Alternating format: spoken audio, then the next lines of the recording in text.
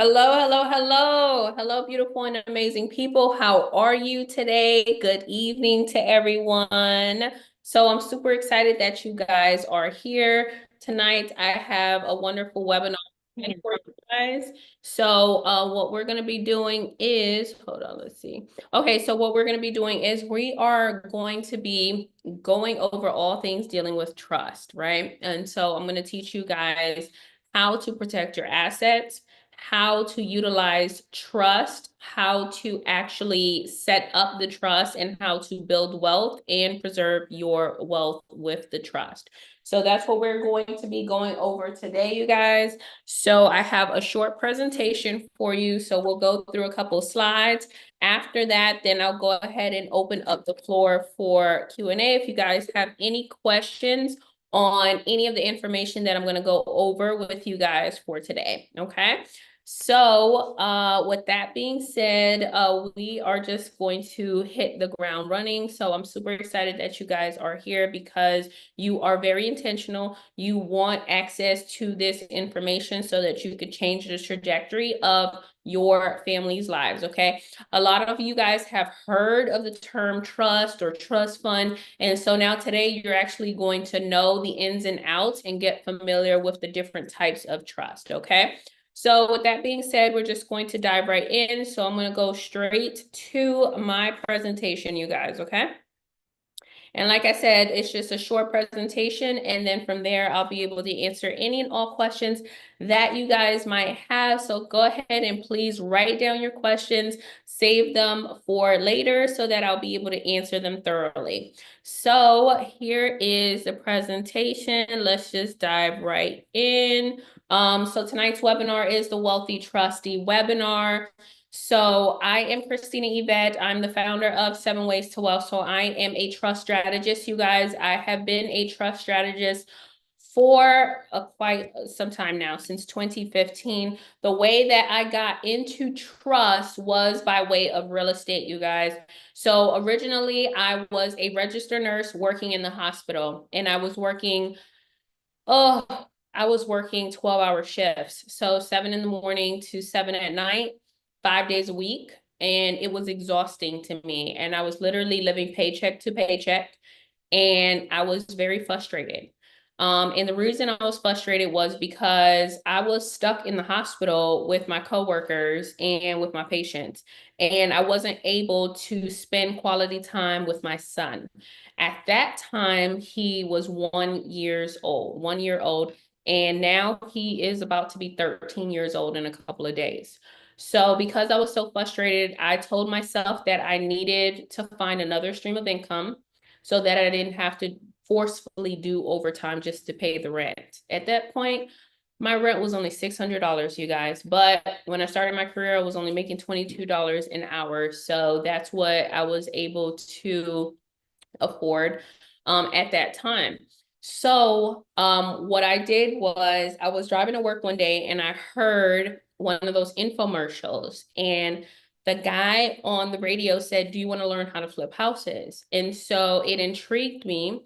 And I signed up for his seminar. It was the 3-day seminar. And I learned so much about real estate investing, specifically flipping houses in that 3 days than I learned, ever in my life.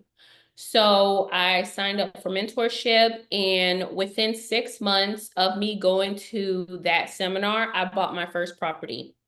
So I actually bought my first property in Miami, and it was a little 2-bedroom, 1-bath house for $89,000. And I ended up flipping this property for $235,000. But before I flipped the property, my mentor told me that I needed to put that house in a trust. And at that point, I didn't know what trust was. I never even heard the term trust. I'm like, what is a trust? And so my mentor, he was or still is, he's not dead. So he is a hard money lender. So he has a private equity firm, and he has millions of dollars in real estate. And so I was like, okay, well, if you have all of your properties in a trust, then I have to follow that blueprint. I also have to put my properties into a trust. But at that time, I was young. I was 25. I didn't know what I didn't know. And so I didn't want to risk losing this property. So what he told me was, this house is being renovated. Anything could happen. A contractor could sue you, if they were to slip and fall on your property. So you need to put it into a trust. And so I established my first trust and I put that property into a trust and I never looked back.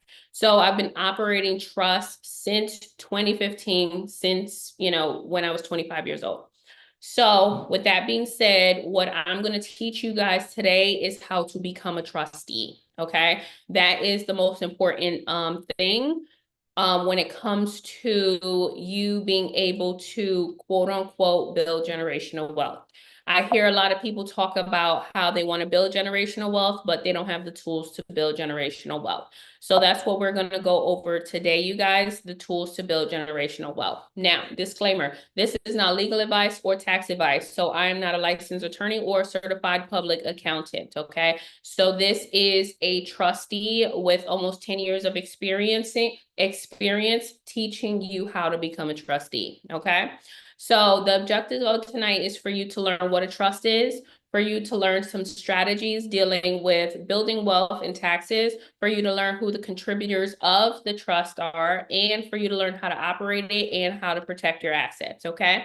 So the first question I have for you is, how do these companies that you see here, right? The Trump Organization, ExxonMobil, Microsoft, Amazon, Berkshire Hathaway. How is it that these companies pay little to no taxes, right? So for example, Berkshire Hathaway is owned by Warren Buffett. We have heard Warren Buffett say that he pays less taxes than his secretary. The Trump Organization, we know that Donald Trump has a trust. We have heard him say that he doesn't pay taxes because he's smart, right? And so you need to understand that what all of these organizations, these big Fortune 500 companies have in common is that they have trust within their structure. So if they have trust within their structure, you also need to learn about trust so that you can get trust within your structure as well, okay? It will set your family free.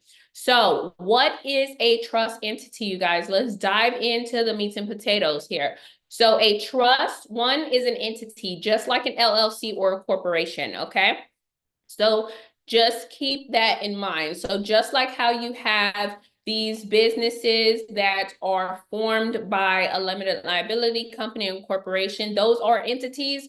A trust is also an entity too. You are also an entity too. So whatever you can and cannot do, a trust can and cannot do it, okay? So if you can buy a house, a trust can buy a house. If you can, buy a car, a trust can buy a car. If you can build credit, a trust can build credit. If you could write a book, a trust can write a book, okay? So there's no limitations to what a trust can do. So now that you know that it is an entity, how does this entity come into existence? Well, the first thing that I want you to know is that it actually comes into existence by way of a contract. So a trust is a contract, you guys. It is a living, breathing entity that comes into fruition by way of a contract. Now, with that contract, you have several different parts to the contract, but there's two parts that I want you to know that's very important. The first part is the declaration of the contract, right? And so with that declaration of contract, you are declaring what it is and you're declaring what it is not. So you're declaring that within this contract, you are setting up a trust,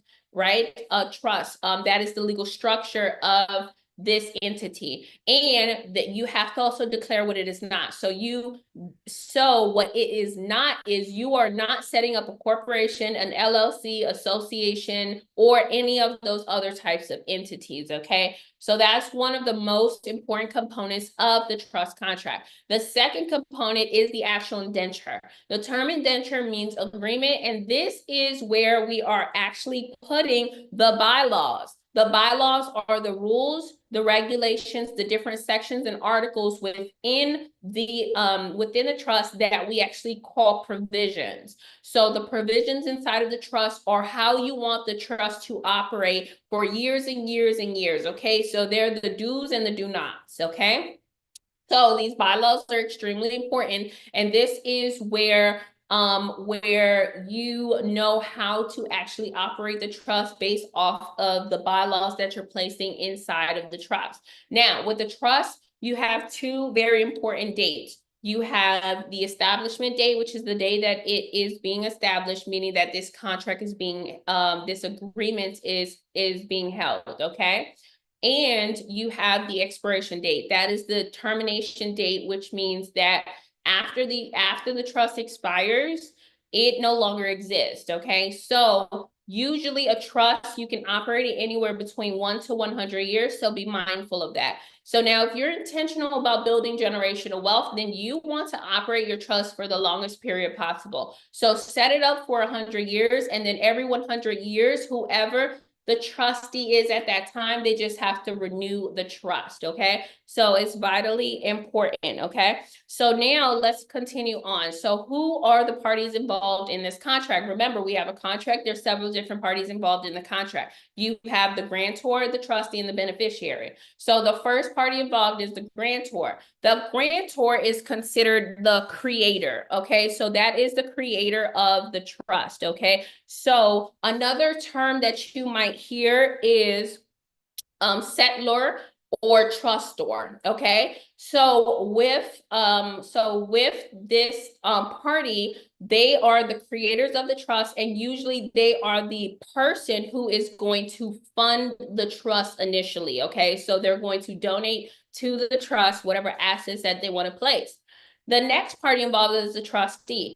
The trustee is the controller of the trust. So the trustee is the party that controls all of the assets that are placed inside of the trust. They operate the trust on a day-to-day basis. The trustee is what we call the fiduciary. So they're operating and controlling the trust for the best interests of the beneficiary, okay? So who is the beneficiary? The beneficiary is the inheritors of the trust. So those are the individuals that are ultimately going to receive the assets that are inside of the trust once the trust is terminated. So as long as the trust exist, right, those assets are going to be held in the name of the trust, and the beneficiaries are going to receive what we call distributions, okay? So let's continue on.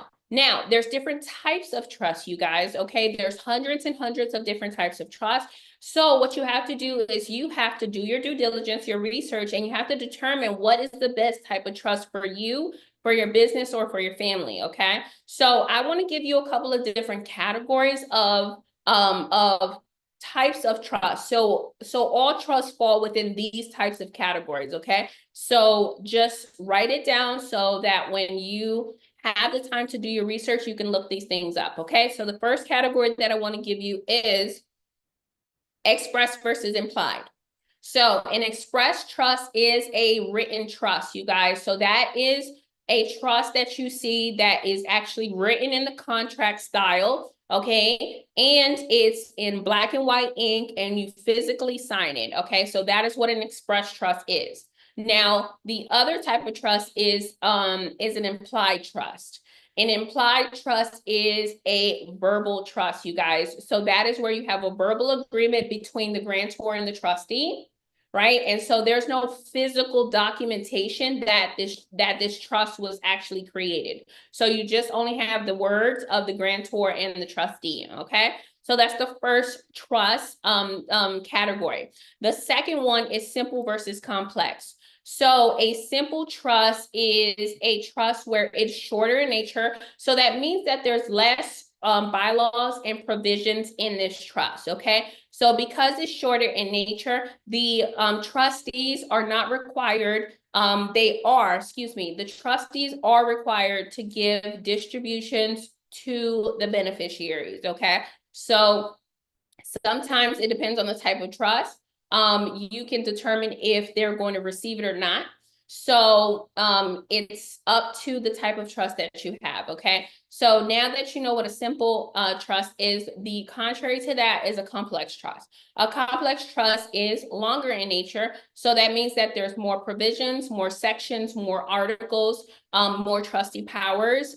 So there's more bylaws, okay, inside of the actual indenture, okay? So with that type of trust, the trustees are not required to give distributions to the beneficiaries. So they can actually decide to hold those distributions to build up the trust estate so that it reaches a certain level that's sustainable, okay?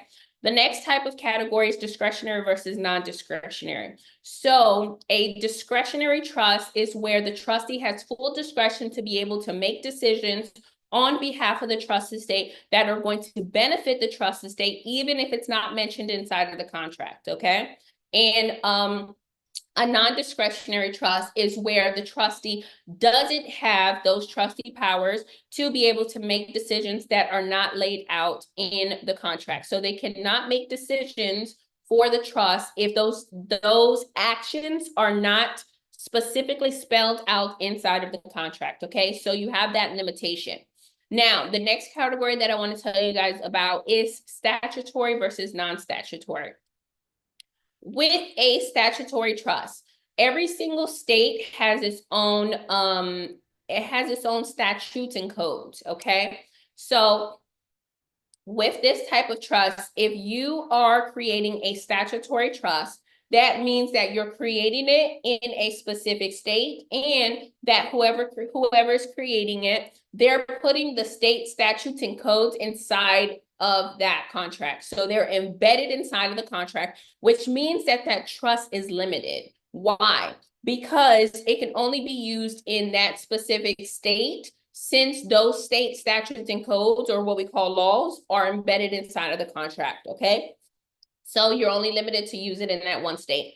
The second thing is that the state now has jurisdiction to be able to regulate your trust. And the third thing is that your trust is going to be registered on the public record. So it's going to be registered with the state that that trust exists, okay? So it's not private. Now, on the contrary to that, you have non-statutory. So non-statutory is where you are setting up a trust that is outside of that jurisdiction, and it's operating under the common law jurisdiction.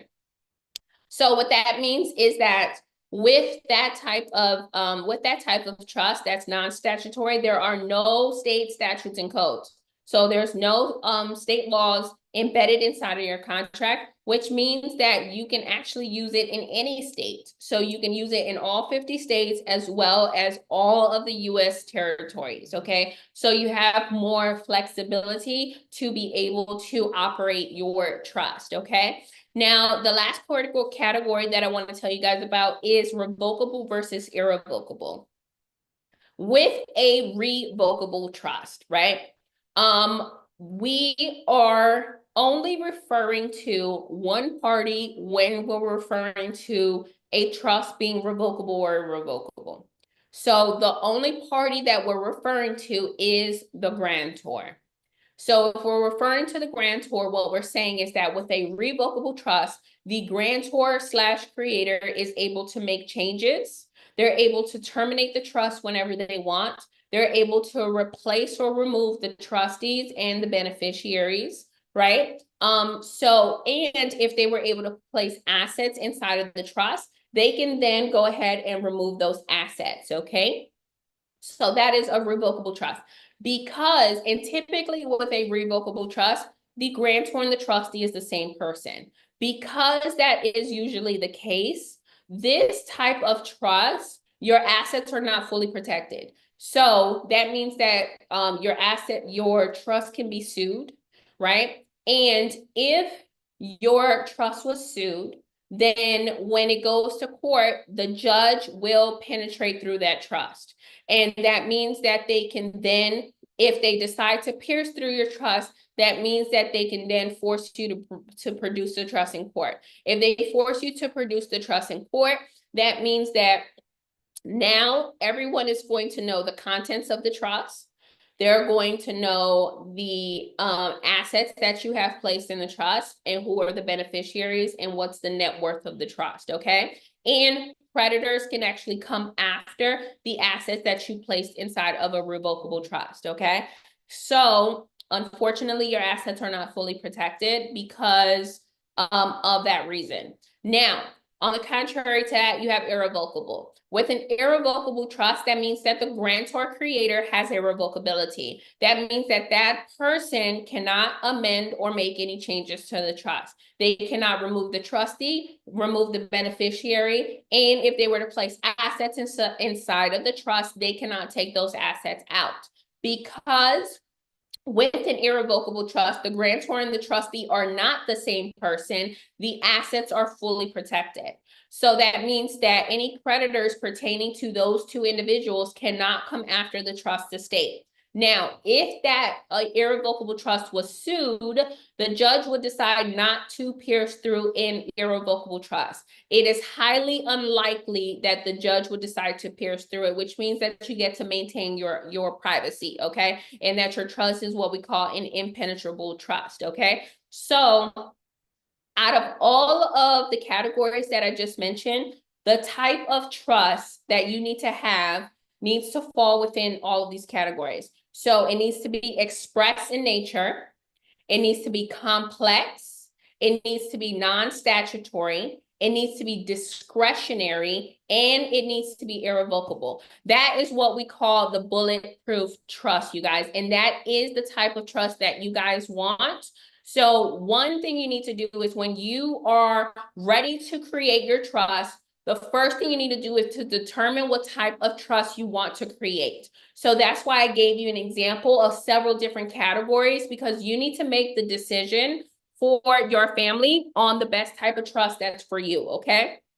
So with that being said, that is the type of trust that I recommend. Express, non-statutory, discretionary, complex in nature, and irrevocable. Okay, so let's move on to number 2. So now that you determine what type of trust that you want to create, what you need to do next is you need to determine the name of the trust. Okay, so there's 2 things that I need you to be aware of. The first thing is, please do not make this common mistake. The first thing is, do not name the trust after yourself. Remember, the reason for this trust is for privacy. You do not want anyone to know who is associated with the trust. So if your name is John Smith, you don't want to name the trust the John Smith Trust, okay? So just be mindful of that. The second thing is you don't even want people to know the type of entity that it is.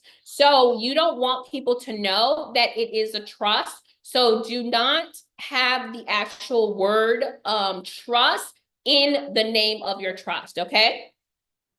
So now the next thing that you need to do is you need to appoint the different parties involved in your trust contract. So you have the grantor is the creator. Now, if you are creating an irrevocable trust, you cannot be the grantor and the trustee. What you need to do in order to create this type of trust, which we call the bulletproof trust, is you need to appoint yourself as the trustee, and you need to have someone else serve as the grantor. So that other person needs to at least be 18 years and older and needs to be able to notarize the trust with you, okay? So now that person is going to serve as the grantor of your trust, and now you can actually be appointed as the trustee, okay? Which means that you're going to have full power and control to be able to operate the trust as well as manage the assets that are inside of the trust, okay? So now that you know who the grantor and the trustee is, the next party is the beneficiaries. So you can make the beneficiary your children, or you can make the beneficiary another entity. So it could also be another trust, and I'll touch on this in just a moment. And the last appointment that you want to make is your successor trustee. That is the individual that's going to take over after you in the event that something happens to you. Meaning, in the event that you expire, resign, or become incapacitated, your trust still needs to continue to be operated. So you're pretty much passing the baton to your successor trustee, which that person is going to pick up where you left off, and they're going to be able to continue to operate the trust just as it was already structured and in full operation, okay? So now let's move on to number 3, which is you're going to create your trust agreement. So remember we said that the trust is a contract. So you're going to put all of these special restrictions, provisions, rules, regulations, bylaws inside of the trust contract, okay? So with that being said, one of the provisions that we actually ensure that are in there is spendthrift provisions. That is where you can control the money from the grave. That is exactly what you want to do, especially if you're building a legacy, especially if you're creating your estate and you don't want the second, third, or fourth generation to be able to blow the money that you have worked so hard to accumulate and grow and manage, okay? So what you want to do is you want to put restrictions in place on what age they can be in order to receive the distributions, as well as what they can spend it on and what they cannot spend it on, okay? So just keep that into consideration when you are creating your actual trust agreement. The next thing is you have to legalize the trust. So that means that you have to get it notarized. It needs to be notarized by two parties. It needs to be notarized by the grantor and the trustee, okay? So both of those signatures are required. A notary is going to witness those two signatures and it's going to stamp and seal your contract. Now that your contract is stamped and sealed, it is legal. So that means that your contract has been legalized and you can move forward to the next step, which is full operation. So the moment that that contract is legalized, you can start operating it.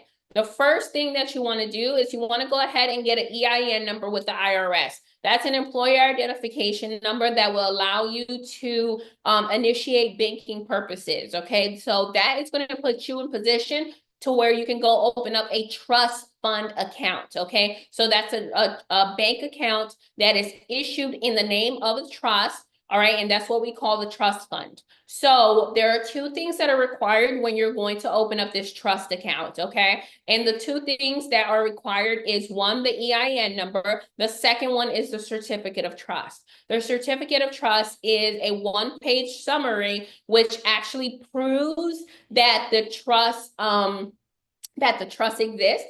So it is what we call the proof of identification that the trust actually exists. Okay, so just like how you walk around with a driver's license that summarize identification or identifying characters of you, the trust also is going to walk around with a certificate of trust. Okay, so that's what you're going to provide to the bank. So what type of institutions can you go to? You can go to a regular bank, a credit union, or a brokerage, or any financial institution that offers trust accounts. Not every single bank or credit union offers trust accounts. So do your due diligence so that you can find out locally who offers trust accounts. All right. So now what types of accounts can you open up? You can open up a checking account, a savings account, a money market account. You could also open up a cash management account and a traditional brokerage account, okay? So those are all considered trust funds, okay? So now what you're going to do is you're going to fund the trust, okay?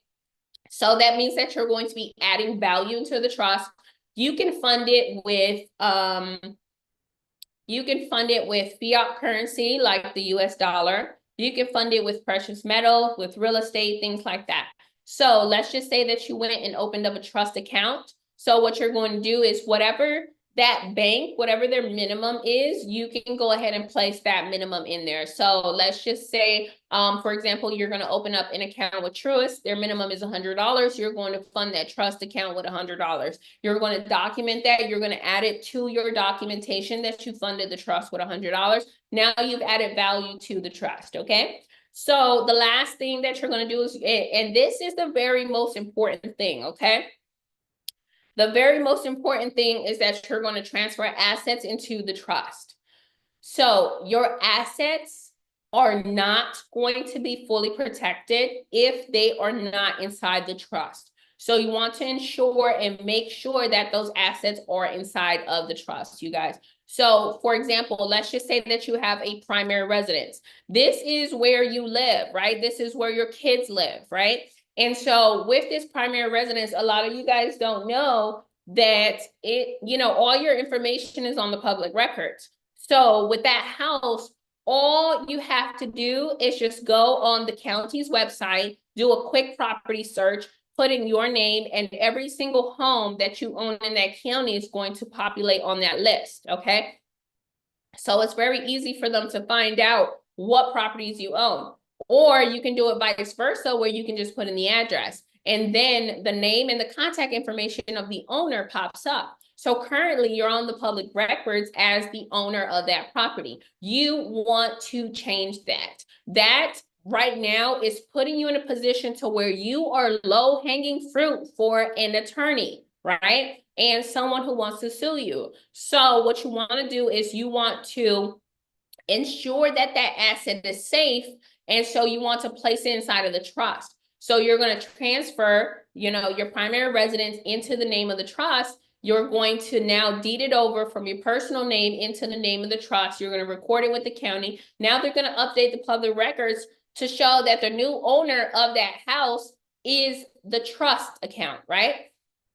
And it's no longer you. So that's what you want to do in order to protect that property, okay? Now, your assets are not protected if they're not owned by the trust. So let's talk about what you can actually protect,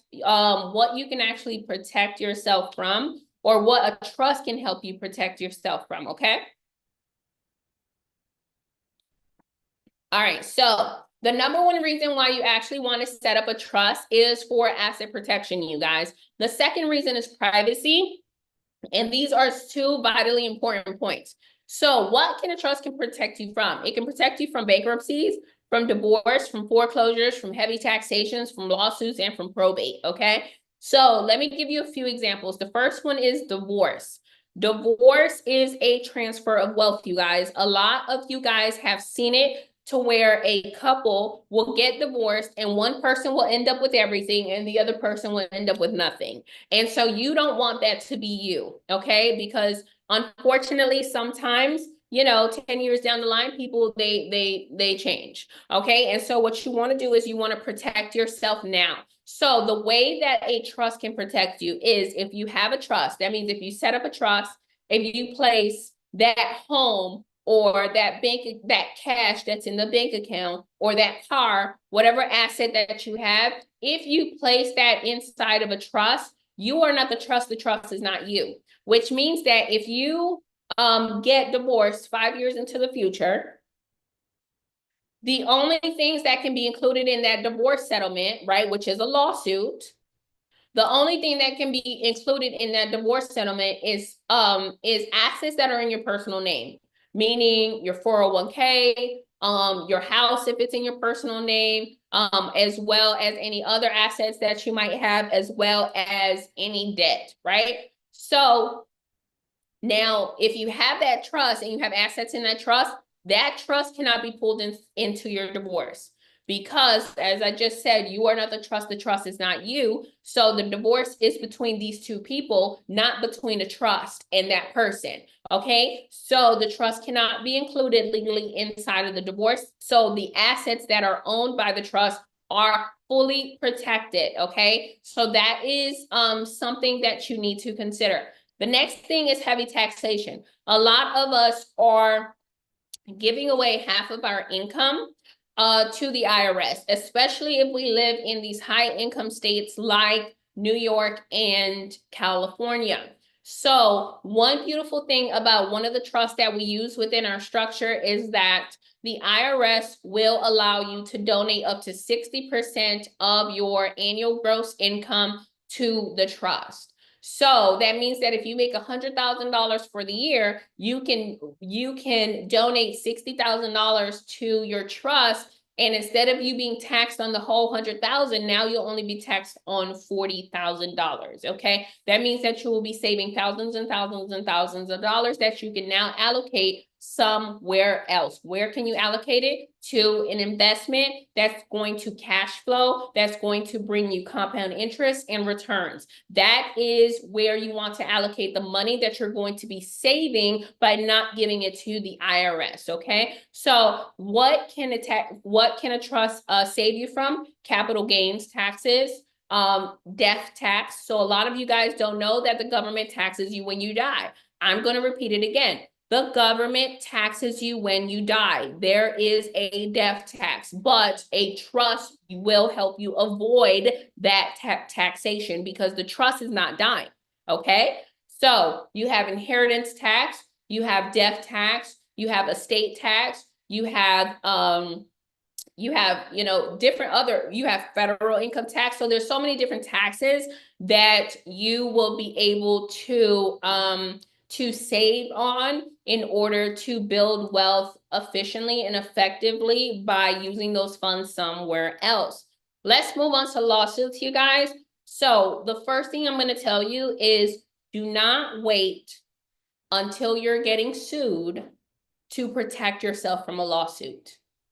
Literally, it comes out of nowhere. We live in the United States of America. And in this country, it is a sue-friendly country. Anybody and everybody wants to sue you. That means that your brother wants to sue you, your best friend wants to sue you, your coworker, your employer, your neighbor, everybody wants to sue you. Okay, so with that being said, a trust can actually protect you from a lawsuit. Okay, so let me give you a quick example. So let's just say that you are a business owner, right? And you have a business. Let's just say you have a candle business. I love candles. I burn them all the time. You have a candle business and you decided, right, to send it out to your customers. And unfortunately, they lit the candle and their house burned down. They're going to sue your business, right? Because it was your candle that caused the fire in their house, right? So now you got a beautiful 6-figure lawsuit right in front of you that could take you out, right? So do you know how easy it is for your customer to find out who the owner of this business is, right? So let's just say that you have an LLC, right? What does the term LLC stand for? Limited Liability Corporation. Company. So limited liability company, LLC, right? Yeah. So my question to you is, and thank you for answering that question, I appreciate you. My question to you is, this LLC, right, the limited liability company, who, if the company has limited liability, who do you think has the other half of that liability? The owner? The owner does. Yeah. You guys are so on point. I just love everyone who's on this call today. You guys are with it. You guys are putting in the chat. I love it. I appreciate it. So let me check the pulse in the room. How are you guys doing? So far, so good. Like, is the content valuable so far? Oh yeah. Amazing. Thank you. Yes, very. Thank you. Okay, all right. Thank you guys. I appreciate y'all for being here. Okay, so let's keep going. We got about another 30 minutes and then we'll open up the floor for Q&A. So you guys are answering the question. Lovely. So you have an LLC. It stands for a limited liability company. You hear the term in the actual name. That means that the company has limited liability. So if the company has limited liability, then somebody else has to have the other half of that liability.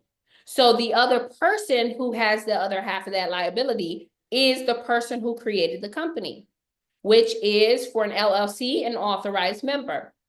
So that authorized member is you. So that means that anything happens to that company and the company is not able to take the liability, you're going to take the liability. So remember, I just gave you an example about this candle company and you done burned down somebody's house, right? So now it's extremely easy for them to find out who the owner is, who is the authorized member of this LLC. Guess why? Because it's a part of the public records. So how are they going to find you?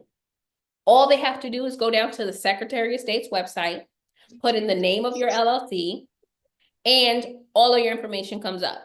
right? So they're able to see who the authorized member is, the name, the address, everything, right?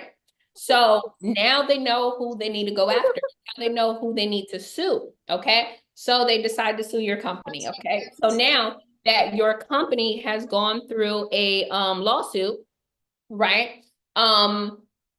If your company is not able to meet this judgment, fulfill it, right? So your company got sued, the judge decided, boom, yep, it was your candles, and now you have a judgment, okay? And so now that company has to take the liability and fulfill the judgment. If they're not able to, then that means that that judge can then decide to pierce through that corporate veil. So that corporate veil is the little piece of protection that you thought you had with an LLC. So the judge could decide to pierce through that protection, and then they can do what?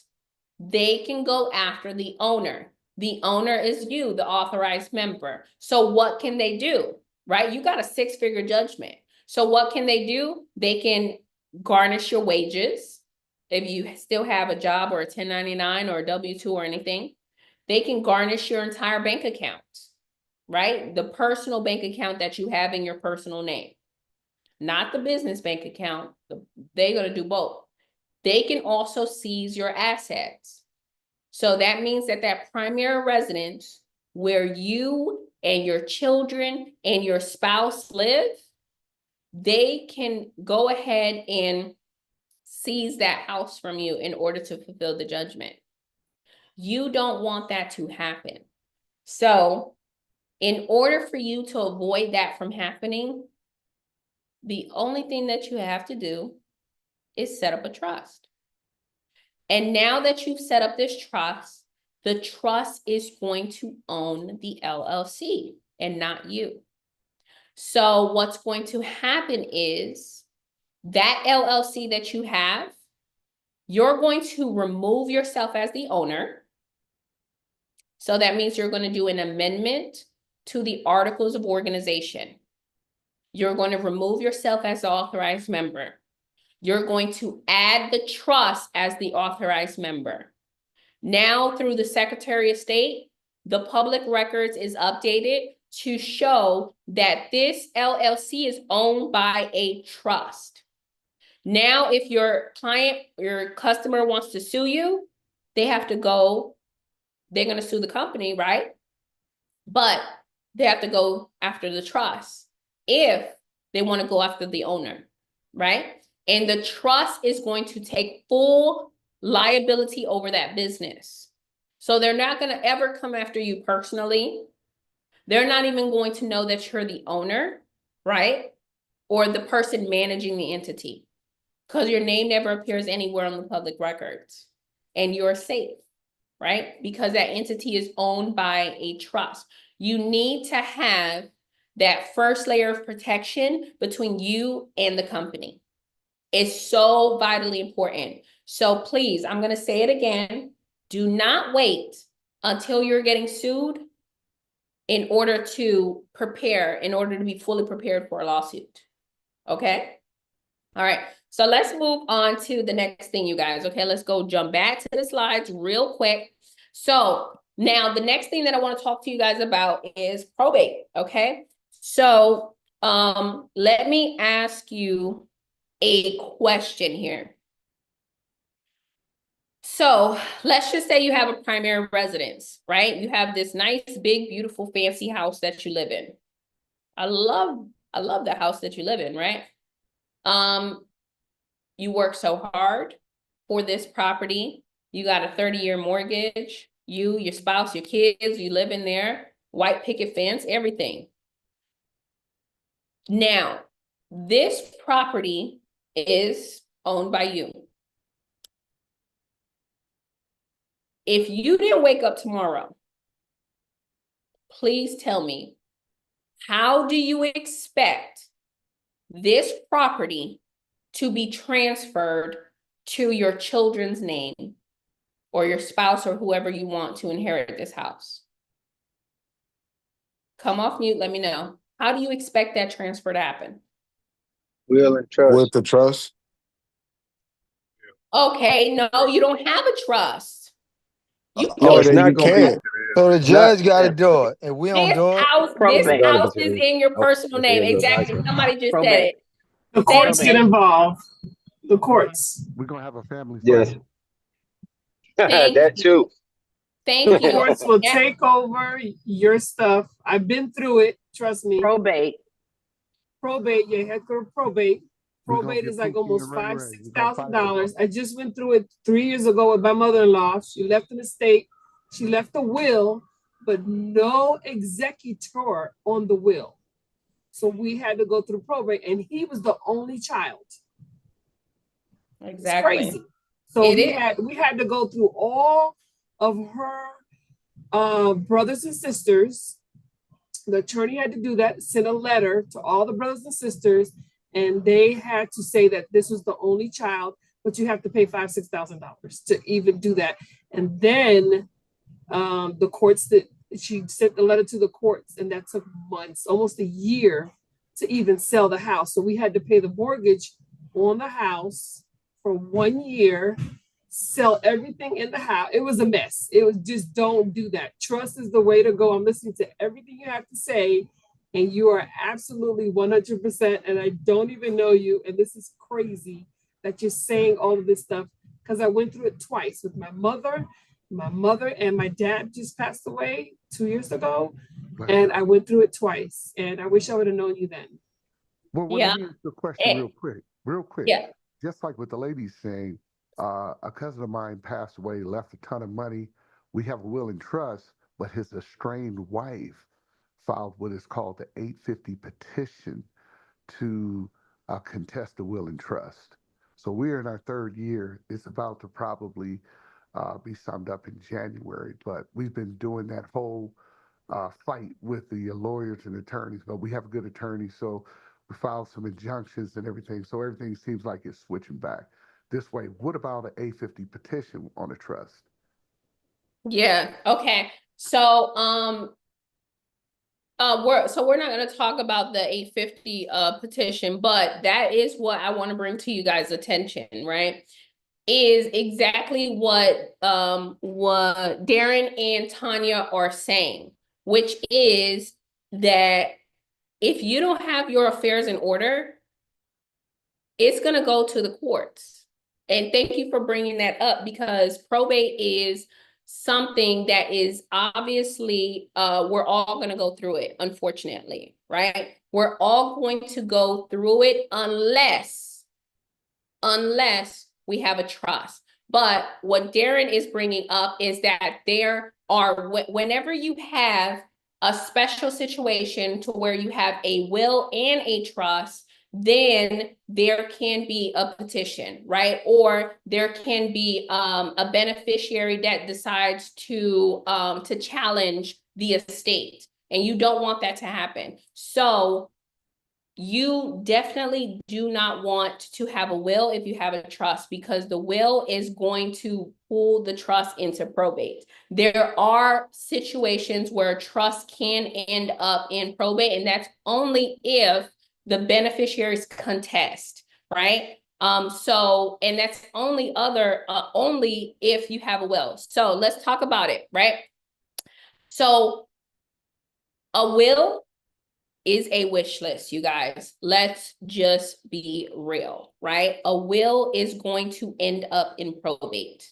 And what I'm telling you is that we're all going to end up in probate if we don't have our affairs in order. So there's two things that you need to know, right? So one, a will is a wish list where it is a legal document, but what you're doing is when you're setting up a will, I'm just going to keep it in layman terms for you, is you're literally saying, I wish that my daughter will get my house. I wish that my son will get my car, right? There is no guarantee. So just like how Tanya said, right, that her spouse was the only child, a lot of us, we have this misconception. We're confused. We automatically think that our assets go to our kids. No, no, no, no, no. That's one of the biggest mistakes. And that's why a lot of families Literally, their children are losing their inheritance. Our children are losing their inheritance. Why? Because of misinformation, because we don't get the proper knowledge that we need, because we don't have the right tools that we need, because we decided not to have our affairs in order, because we decided not to create our own estate while we were living, right? So this is what you need to do, right? Because, like I said, we're all going to end up in probate if we continue to operate the way we're operating now, meaning that we're keeping these assets in our personal name. So you can either do it two ways, right? A lot of us, we don't know that if we expire, the state where we live, where we're a resident, they're going to create an estate for us. So either way it goes, you're going to have an estate. You have to decide if you want to create your estate now while you're living, or if you're going to let the state of Texas, California, New Jersey, Georgia, Florida, if you're going to let the state where you live do it for you. So let's briefly talk about the probate process. But Tanya hit it on the nail. Why? Because she's gone through it twice already. And this is what you want to avoid for you and your family. Because remember, I had asked you about this primary residence, right? You live in this nice fancy house that you got a 30-year mortgage on. And right now that house is in your personal name. So let's just say that you had a will, right? So you thought that the will was good enough. And you have a house, you have a car, you have $500,000 in the bank. And you didn't wake up tomorrow. The first thing that's going to happen is the state is going to create that estate for you, and they're going to transfer all of your assets inside of that estate. So that means that the house is going to go into the estate, the car, the 6 figures.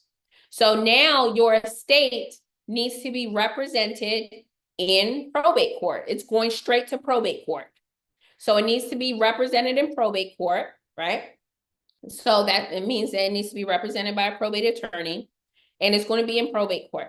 So the first thing that happens after all of your assets are transferred in this estate is the judge decides to pay off your liabilities and your debt. So that means that the debt that you had student loan debt, you had credit card debt, you had hospital bills. You don't even think about that. Guess what? At the end of life, you're going to rack up either some bills with the ICU, or you're going to rack up some nursing home bills. That has to be considered. The medical bills that you have at the end of life. So the judge is going to decide to do what? Pay Medicare, Medicaid, the hospital, the ICU, the credit card companies, the student loan companies, everybody. So they're going to start pulling from your estate.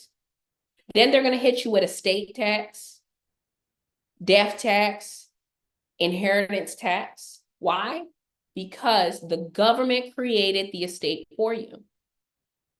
So now you got the heavy taxation that you tried to avoid, right? So now that the judge has paid off all of that, now you have your probate attorney, and they have their fees. And then your estate is in probate court. The probate court has fees. So literally, whatever is left over is what your children get.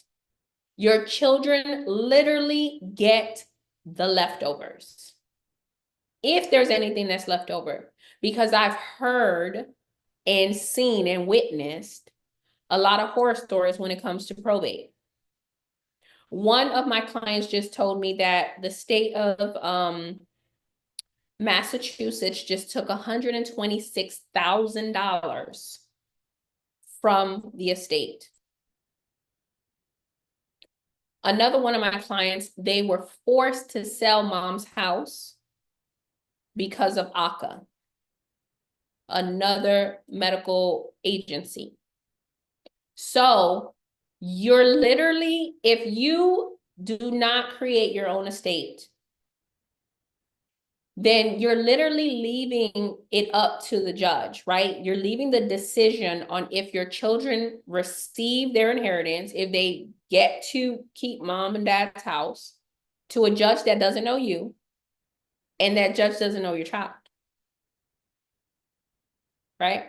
So you're gonna literally be doing your family a disservice, because you have to also understand what is happening during that time. They just lost the most important person of their life. But instead of them being able to grieve properly, because you didn't have your affairs in order, you're dragging them through the probate process. So now they have to fight to keep your house. And sometimes, unfortunately, we've seen it, they have to fight each other. And I will tell you, when it comes to these assets, family change. Family sometimes no longer become family. You don't want that to happen. What you want to do is you want to get your affairs in order, because you already know that you want your child to have your house. But the way that you're structured right now is dangerous. So let's just say that you decided to set up your estate while you were living. Okay, I'm proud of you. So you decided to set up a trust. A trust is the only way to avoid probate. That's the only way. Probate is inevitable unless you have a trust. Now that you set up the trust, you placed all your assets into the trust. So you went and created your trust. You put your house into the trust. You put the car into the trust. You opened up a trust account. You transferred that $500,000 into the trust. You didn't wake up tomorrow. Guess what happens? Your family gets to grieve in peace because your successor takes over. So that means that now your successor trustee comes in, they become the trustee, they continue to operate the trust where you left off, and everything is going to remain intact. Meaning the house is going to remain in the name of the trust. The car is going to remain in the name of the trust, and the trust bank account with the $500,000 is just going to stay secured and intact the way it is. And that debt that you had, remember you had debt. You had student loan debt, you had credit card debt, and you had medical bills. That debt dies with you, because those creditors cannot come after your trust estate. That is exactly what you want to happen. So you have to choose. Do you want to create your trust estate now while you're living, protect your assets, and have your family avoid probate and actually for them to receive their inheritance? Or do you want to have the state do it for you? So let's continue on. We're going to wrap it up. So this is the wealth building formula, you guys. This is how you are strategically going to build wealth for the trust, okay? So I have 3 pillars here. I have structure, credit, and invest. So let's talk about the first pillar, which is structure.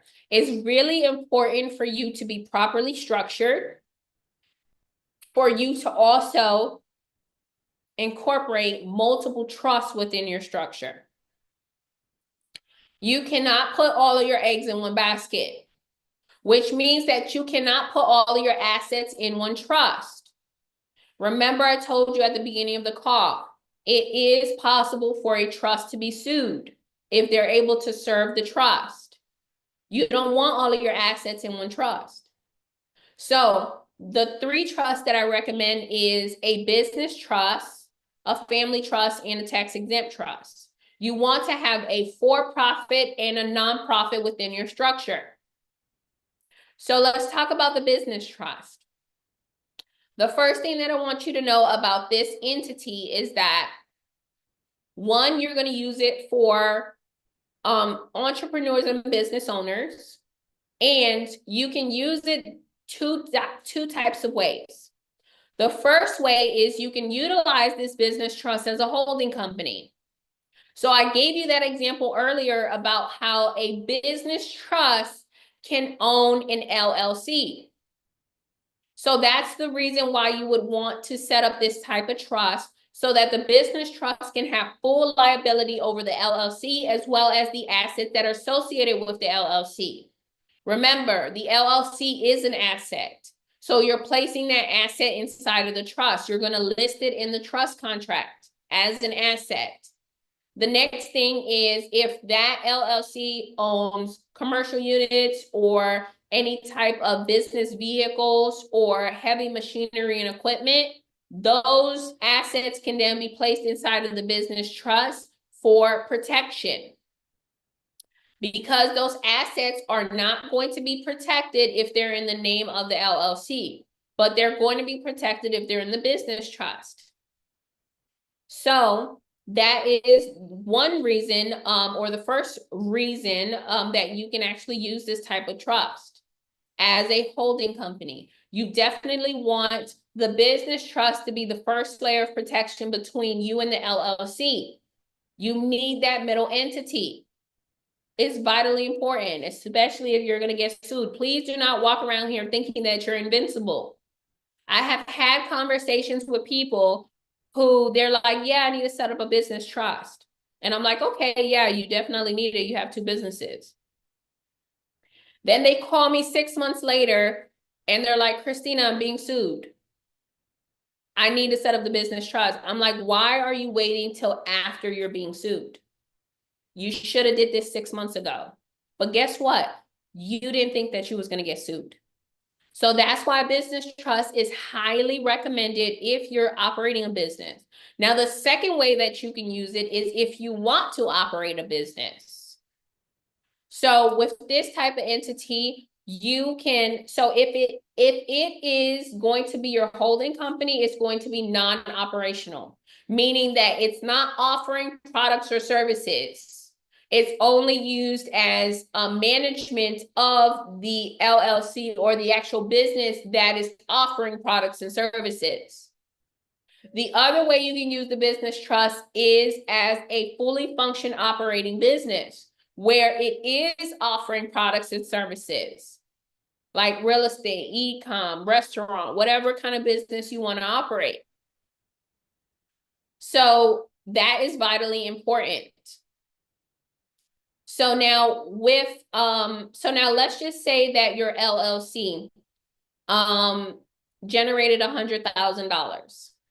Well, because the LLC is a pass-through entity, that $100,000 can then be distributed to the business trust. One thing that I love about these entities is that they are going to spend the money first and be taxed on the leftovers, versus vice versa of what happens to us. We are taxed first and then we spend the leftovers. So that's the first thing that I love about these entities. Now, a trust is taxed anywhere between 10% upwards of 39%. So you have to be mindful of that. So now let's just say $100,000 comes into the business trust. You have your regular operating expenses that you can deduct, just like your LLCs and your corporations. So let's just say you have $30,000 in operating expenses. So now your tax liability went from $100,000 to $70,000. So that 70,000, you would then have to pay taxes on it. Or there's something very unique that you can do with a trust. Instead of the trust paying taxes, what the trust can do is distribute that money to the beneficiary, and then the beneficiary will have to pay taxes. So what we do is, the way that we structure and design it is, we're going to have the family trust be the beneficiary of the business trust. Why? Because you're an entrepreneur business owner, and the money that is being generated from the business needs to go to the family to sustain the family. So now that that 70,000 is distributed to the beneficiary, which is the family trust, you have a 0% tax liability on the business trust. You're done paying taxes. So now $70,000 in income has just come into the family trust. So what do you need to do? Remember, you spend the money first, you're taxed on the leftovers. So the family trust is designed to hold your personal assets. That is your primary residence. That is any insurance that you have, any crypto, any stocks, bonds, furniture, jewelry, collectibles, antiques, heirlooms, guns, cars, whatever it is that you want. That's where you're going to house that. So now 70,000 just came into the family trust. And so what does it cost in order for you to sustain your family? So if that house is in the family trust, anything that is related to that house, meaning financial expenses, is going to be taken out of the trust. So mortgage payments, maintenance, utilities, anything dealing with that, right? So now that you have that 70,000, let's just say it costs 60,000 in order to operate the family trust. So now you've done your tax deductions, and now you have $10,000 left. So at the family trust level, you can pay the 10% taxes on the $10,000. And another thing that you can do is you can donate that money to the tax exempt trust, and then you'll be done paying taxes. So let's move on to the tax exempt trust. What type of trust is this? Well, this is a nonprofit. It is designated as a 508c1a. So in the nonprofit world, traditionally you have a 501c3. That means that you're exempt from paying federal taxes. Well, because of this type of trust, right? This type of trust can be labeled as a faith-based organization, as a ministry, as a church, as an auxiliary. And so because there is a separation between church and state, if you're operating this type of entity, you're automatically exempt from having to file a 501c3, which means that you're automatically exempt from federal income taxes. So with this type of entity, you can receive donations, you can receive tithes, and you do not have to file a 1041 with the IRS. Now, if you do have income that's coming in, if that income is more than $5,000, then you do have to file. But it's very important for you to document how this income is coming in, how this money is coming in, right? If the money is coming in as a donation or a tithe, it's tax exempt. So with that being said, this is the trust that you would donate your W-2 income to. So if you're a W-2 employee, you can donate up to 60% to your tax exempt trust. And that means that you get to write off that 60%. And then you can bring it to the family, you can bring it to the tax exempt trust and then allocate it in other places like crypto, stocks, businesses, real estate, etc. So just keep that in mind.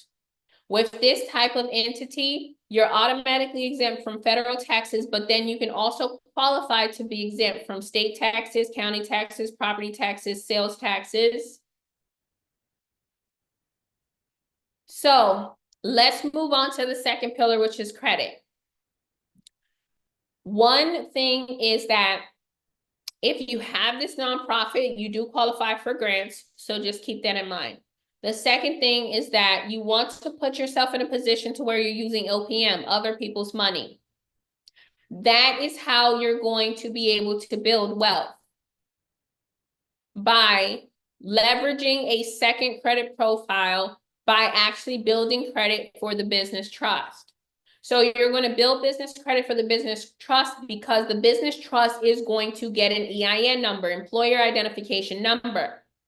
With this employer identification number, you are able to build business credit with it, just like an LLC, just like a corporation. So now you're going to actually have a second credit profile, so you don't have to only rely on your personal credit. Your personal credit is cute, but it's limited. You will qualify for higher lines of credit if you have business credit. And that's exactly what you want. So instead of you personally qualifying for 10,000 on the business side, you get to qualify for 100,000. And so you need to put yourself in a position to where you can get these credit cards and lines of credit, and then you can use them in order to acquire assets. Use OPM, other people's money. Use the bank's money. The banks are using your money in order to build wealth. So you need to reverse engineer, and you need to use their money in order to build wealth. So stop using your own money. So let's move on to the next one, which is invest. There's two assets that I recommend. The first one is the index universal life insurance policy. The second one is real estate. So let's talk about the IUL. The IUL is one of the most beautiful assets that I've seen in a very long time. So a lot of people think that life insurance is supposed to be utilized when they are dead, when that is wrong. Life insurance is supposed to be utilized when you are living. That's why it's called life insurance. Use it while you're living. There are so many living benefits to life insurance. So one of them is that it's liquid, right? So this is a liquid asset. So the money that you have in this life insurance policy, you can take it out. You will accumulate this money tax-free. And the last thing is that with this, your life is insured. So if anything happens to you, there's a death benefit associated with it. And one of the beautiful things about this policy is that you can earn compound interest because you're going to be accumulating cash value. So that means that, let's just say that you pay your premium as $100. $85 is going to go to your cash value, and $15 is going to go to the carrier for the cost of the insurance. So majority of your money is going to your cash value. So now what's very unique about this policy is that you see the word index there. So that means that it's actually referring to an indice. So this indice is in the stock market. So you have many different indices. You have the Dow Jones, you have the NASDAQ, and you have the S&P 500. So the S&P 500 stands for Standard & Poor's 500, which tracks the top 500 companies in this country. So what we're referring to is the stock market, right? And so if your carrier is tracking the S&P 500, then what they're going to do is they're going to match that. So that means that your policy, right, your funds that are inside of your policy is not directly invested in the stock market. So it's going to mirror the S&P 500, And so whatever the stock market is doing, so let's just say the S&P 500 is doing 10%, then the carrier is going to match that and they're going to give you 10% returns on your cash value. So you're going to be earning compound interest, which is what you want. You want to put yourself in the position to where your money is making money, to where your money is making babies, to where every single dollar is bringing back a quarter. That is what you want. So you need to put yourself in this type of position. Now, when it comes to this type of policy, you're going to have the trust be the owner of the policy. You're going to be the insured, so it's your life that's insured. You're going to have the trust be the payer of the policy, and you're going to have the trust be the beneficiary of the policy. So with that being said, what you need to do is you need to put yourself in a position to where you're going to pay yourself first.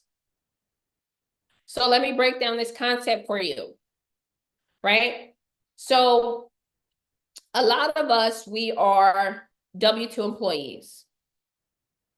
And let's just say that it's Friday and you just got paid, right?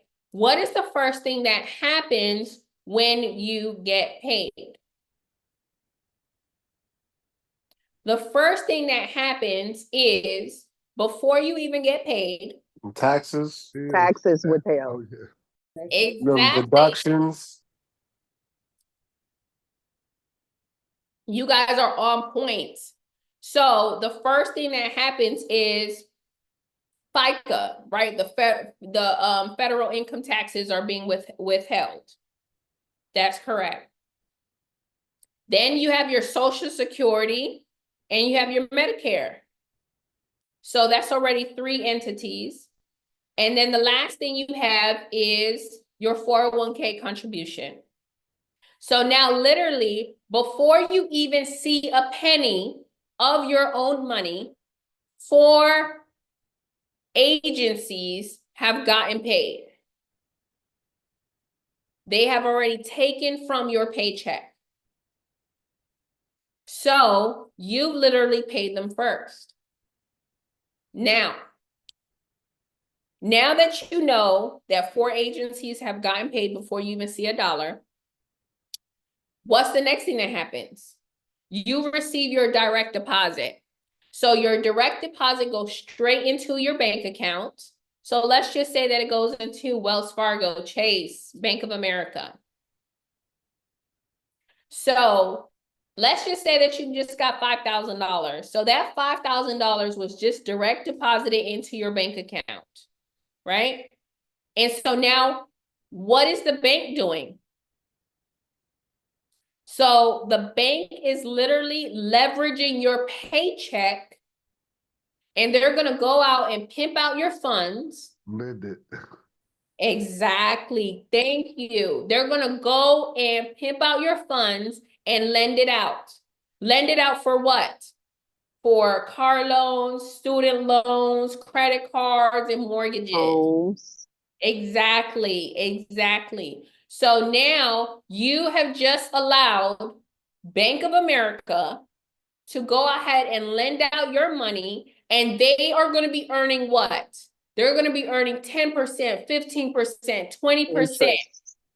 Exactly. Interest on these loans and lines of credit that they're giving out. And what are you going to earn? 0. Nothing. Exactly. You're going to earn Zero. 0.000 nothing, right? You probably 0.0005.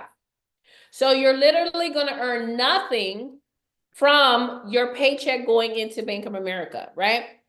And a lot of people think that the banks are getting rich from these mortgages and credit cards and student loans. But in actuality, the banks, their #1 investment, and I'm going to say it again, the bank's #1 investment is life insurance policies. Yes. It's called BOI, Bank-Owned Life Insurance. BOLI, BOLI, Bank-Owned Life Insurance. So if their number one asset is life insurance policies, do you think that your number one asset should also be life insurance policies? Absolutely. Think about that for a second. So now let's get back to this illustration. So you have you just got paid, but taxes, Social Security, Medicare, and your 401k already took from your paycheck. Now, the second thing is your paycheck got direct deposited into Bank of America. Bank of America already lent out your money. The third thing is when that money hits direct deposit, what is the first thing that you do? Pay bills. Oh my God, I'm telling you, I got number geniuses on this line. That is the first thing that you do. You see, we got electricity, right? So you go ahead and pay your mortgage. You go ahead and pay your rent. You go ahead and pay the light bill, the water bill, the gas bill, put groceries, put gasoline in the car. You The pay car the car loan. notes. You go ahead and do all of that. And you're literally left with chump change. By the Can you time put your, pay all your bills. can you put a direct express card in the trust? If you're getting your check, your money from the direct express Social Security, can you still put it in a trust? So let me finish. Let me finish with this slide. So what's going to happen is you're literally left with whatever's left over. And so what do you do with the leftovers, right? You done paid everybody else first. You done paid the mortgage company, the utility company, the car company. You done paid everybody first. You're left with the leftovers. What do you do with the leftovers? You just let it sit inside of your bank account. And it's not accumulating anything. It's not doing anything. It's not earning any interest. It's not working for you at all. It's not performing. It's exactly not performing. It's not going out, bringing back friends. It's not doing any of that, right? So how do you expect to build wealth if you're in that vicious cycle? That cycle is what we out here call the rat race. It's where you're on this hamster wheel and you're going week after week, doing the same stuff with no progress.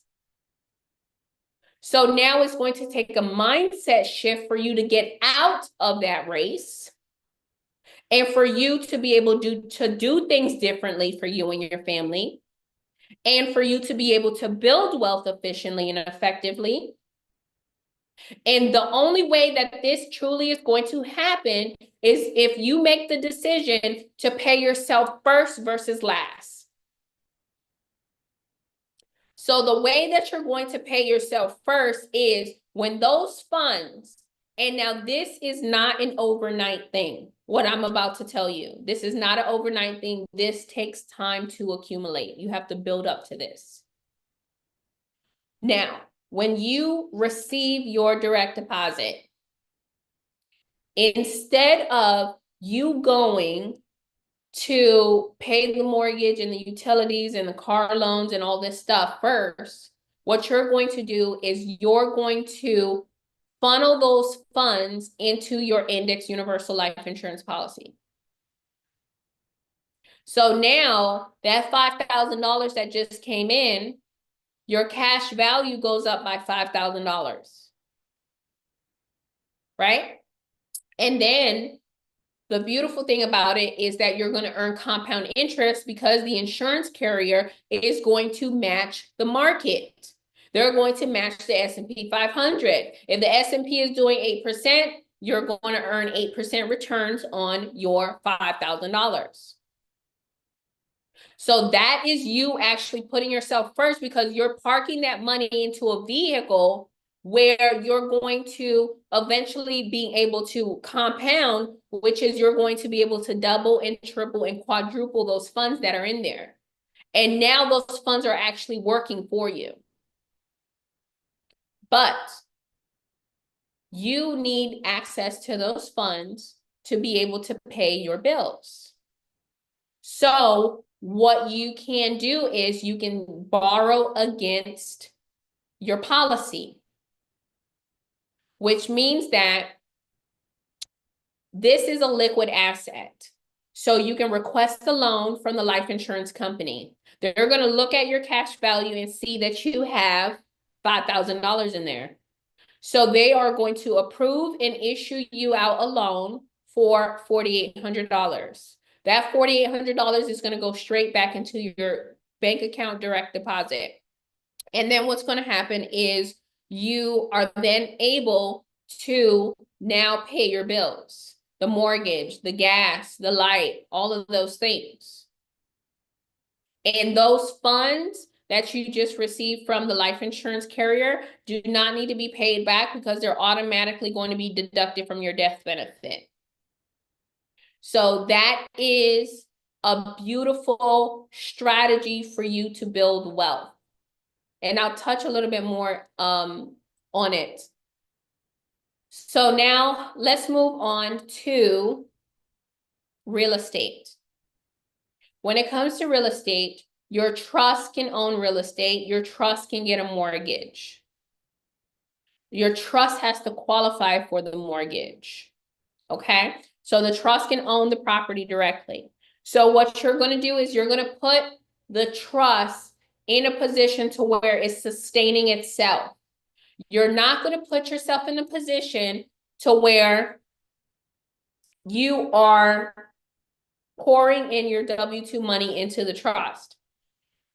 So what you're going to do is, with the trust, you're going to build credit with the business trust, right? And then now you're going to take out a mortgage, right? So for you to qualify for a mortgage, you're going to have to provide either tax returns or bank statements. So the type of mortgage that we recommend is a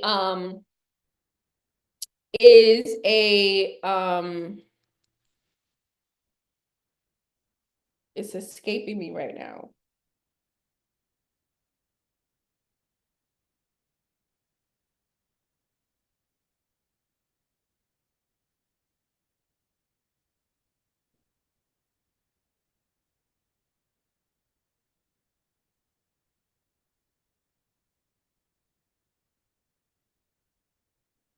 Oh my gosh, I can't even think of the name. I'm so sorry. With this type of mortgage, I can't even think of the name of this thing. I'm so sorry.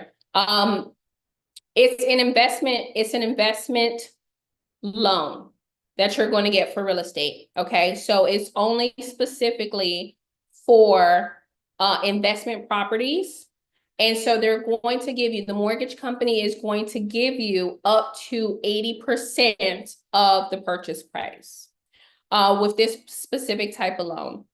So with this investment loan, right, you're going to go ahead and purchase an investment property. So that's going to be obviously a property that's not owner occupied. Okay, and you're going to be renting it out, and you're going to be earning cash flow. And that is the key. The key is for you to earn cash flow specifically for the trust. Okay. So with this type of mortgage, right, they're going to lend you up to 80%. And so you have to come up with the down payment. So if you're required to come up with a down payment, that means that you have to come up with 20%. Where are you going to get 20% from? So you are going to get 20% specifically from your business trust, where you have already went in and build business credit, and now you can leverage that business credit.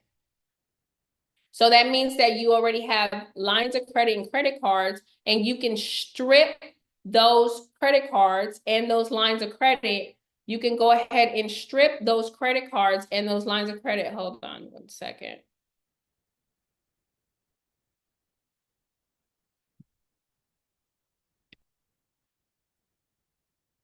Thank you so much. The DSCR loan. Oh my goodness, I could not even remember that. Thank you. Who is that? Christine, you're amazing. Okay, I couldn't even remember it. Yes, the DSCR loan, debt service coverage ratio loan. Thank you so much. That is the loan. She said, we got you. I got you too. Thank you.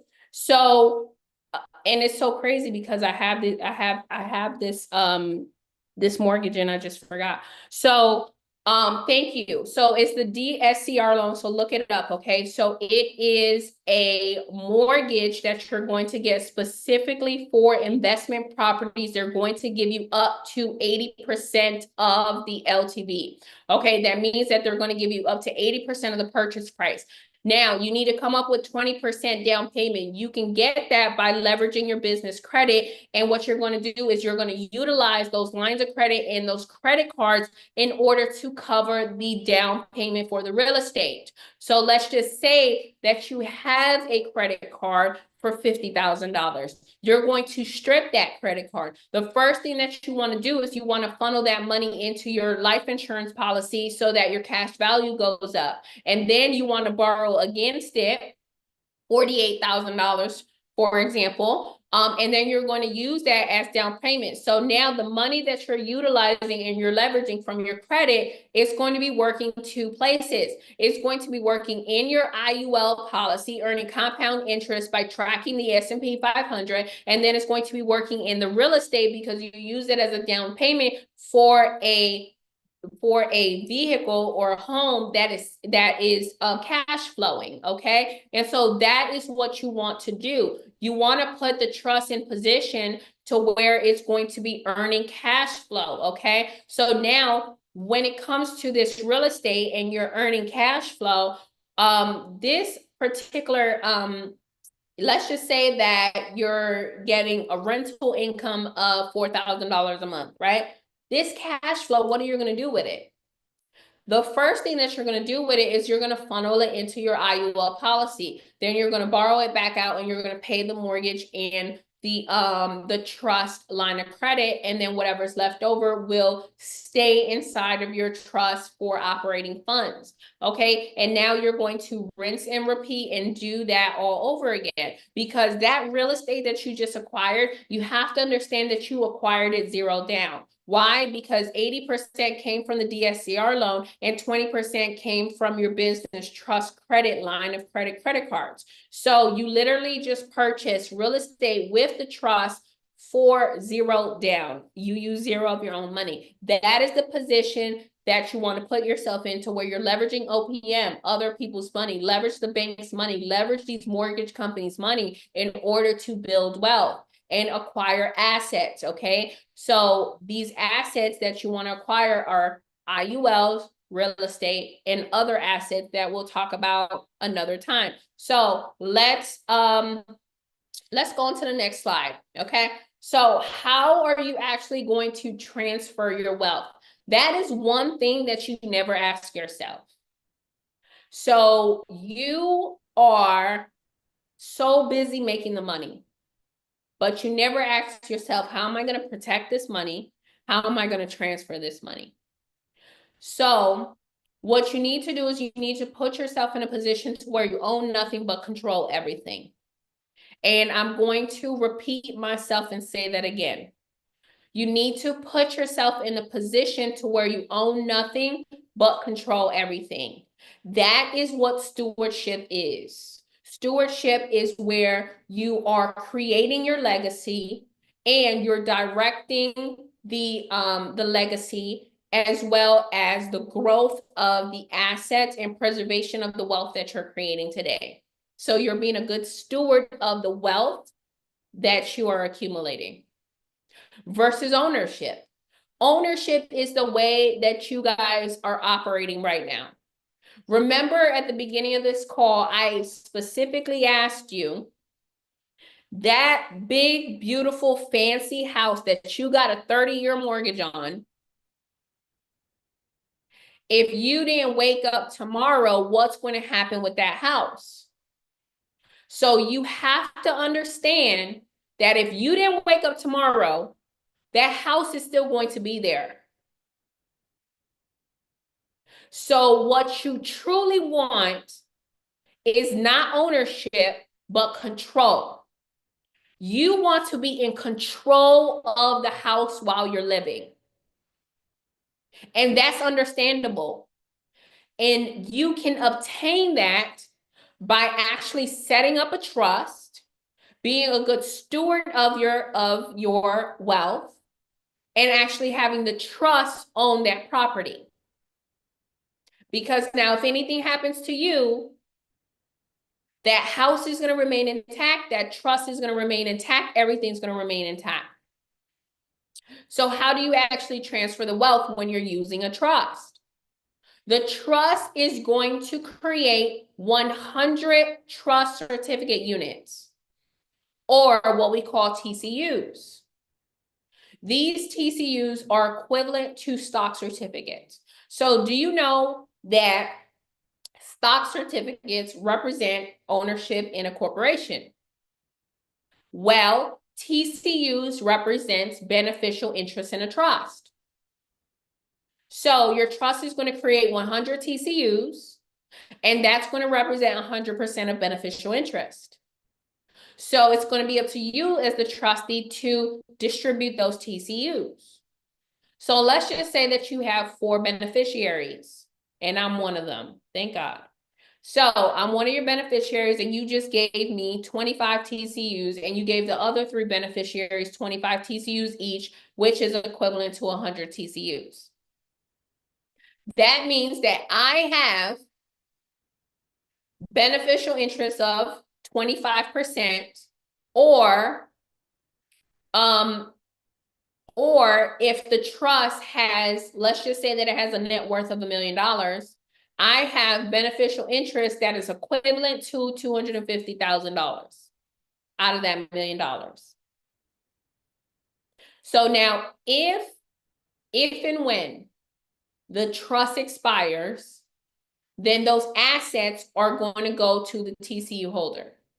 But what you want is when the trust is due to expire, you want to renew the trust so that the wealth is continued to be protected and continues to last the many generations. You do not want that trust to expire.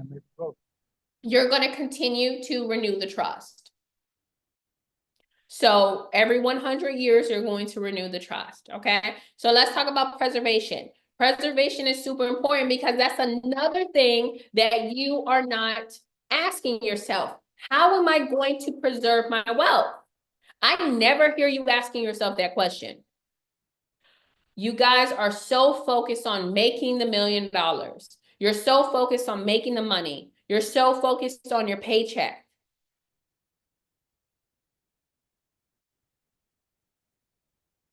Which is understandable.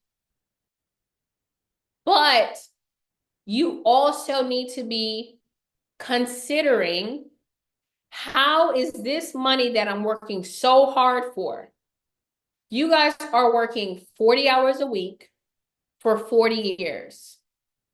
And then you retire when you're 65, and then you're able to enjoy the money.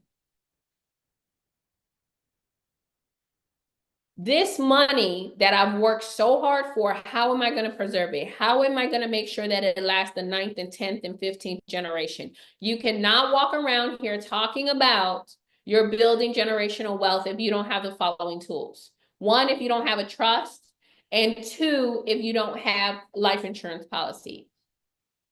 So how many times have we seen it to where you got famous families, you have athletes, you have actors, actresses, and these people, they either blow their money now in their lifetime, they literally go broke, and you've seen it, or the second or next generation blows the money. We've seen it so many times. And the reason why that happens is because they don't have a trust in place, because they don't have life insurance policies that's going to help with preservation. So let's talk about preservation. There's two tools that you need in order to preserve your wealth. You need a trust. That entity is going to be your legacy, right? And it's going to direct the people who are going to continue to operate your legacy once you're dead and gone. The second thing you need is life insurance policies. So what's going to happen is you have to understand that the trust has a lot of assets. Let's just be clear. The trust has a house. That house has what? Homeowners insurance. The trust has a car. The car has what? Automobile insurance. The trust has a bank account with cash money. The bank account has what? FDIC insurance. So all of the assets that the trust has insurance. Now, the trust also has what we call human assets. Those human assets are you as the trustee, whoever is your co-trustee, and the beneficiaries, and the future beneficiaries.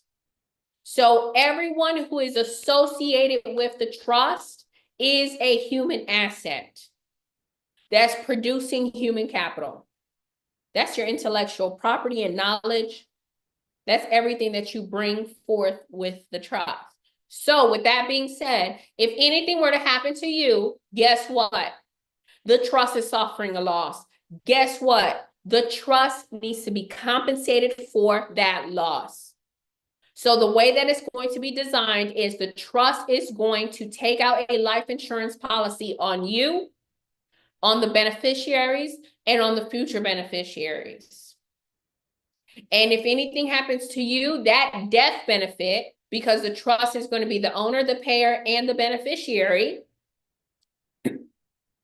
I'm talking too much, you guys. That death benefit is going to go straight to the trust. And that means that the trust is going to be replenished. So that is exactly what you want. So you want the trust to take out a policy on you, on your beneficiaries, which are your children, and your future beneficiaries, which are your kids' Those kids are what we call trust fund babies. So what we need to do is we need to normalize trust fund babies in our community. Being a trust fund baby is a beautiful journey. And so that is why it's up to us to change the trajectory of our kids' life. So let's just say that a beneficiary was just born into the trust. So this beneficiary is 30 days old. They fresh out the womb. So what the trust is going to do is the trust is going to take out a policy on that baby. The trust is going to then be paying the premiums, right? So let's just say $100 a month, right? That premium is going to build cash value. That cash value is going to then earn compound interest. You're already building wealth for the beneficiaries just by having a policy for them. So now let's say fast forward into the future, that trust fund baby is now 18 years old. And they're going away to college and they need their first car. So what can normally happen is that trust fund baby can go down to the dealership. They can get an auto loan and they can actually, you know, start paying high interest on this auto loan because they signed up for a $30,000 loan and they're paying $1,000 a month. So they can go down that road, or because they are a trust fund baby, or quote unquote a beneficiary in a trust, they can go to the trust. Beneficiaries can take loans from the trust and give loans to the trust. Trustees can take out loans from the trust and give loans to the trust. So that beneficiary goes to the trust and requests a loan for $30,000 so that they can buy their first car. Now, the trustee is going to issue out a check, hand it over to the beneficiary for $30,000. That beneficiary is then going to go buy their car cash, right? But the trustee is going to do a promissory note so that that beneficiary can pay back the trust, and the trust can earn 2-3%. So now the beneficiary, instead of making payments to the dealership, starts making payments to the trust. So now the trust is earning a little bit of money, being paid back in regular installments by the beneficiary. Let's just say a year into the future, this beneficiary decides that they want to default. They are throwing in the towel. They no longer want to pay the $300 a month for the loan. That is completely fine. Why? Because the loan was a risk-free loan. Because the loan did not come from the trust fund. The loan actually came from the life insurance policy that belongs to that trust fund baby. So what occurred on the back end was the trustee, the moment that that beneficiary requested a loan for $30,000, that trustee went to the life insurance company and requested a loan against their cash value from their IUL policy. And then the insurance carrier did a direct deposit into the trust fund for the $30,000. The trustee then wrote a check to the trust fund baby for the $30,000. So that loan doesn't need to be paid back because it did not come from the trust fund. It actually came from that trust fund baby's life insurance policy. And that money is going to be automatically deducted from their death benefit. So when that trust fund baby expires, guess what?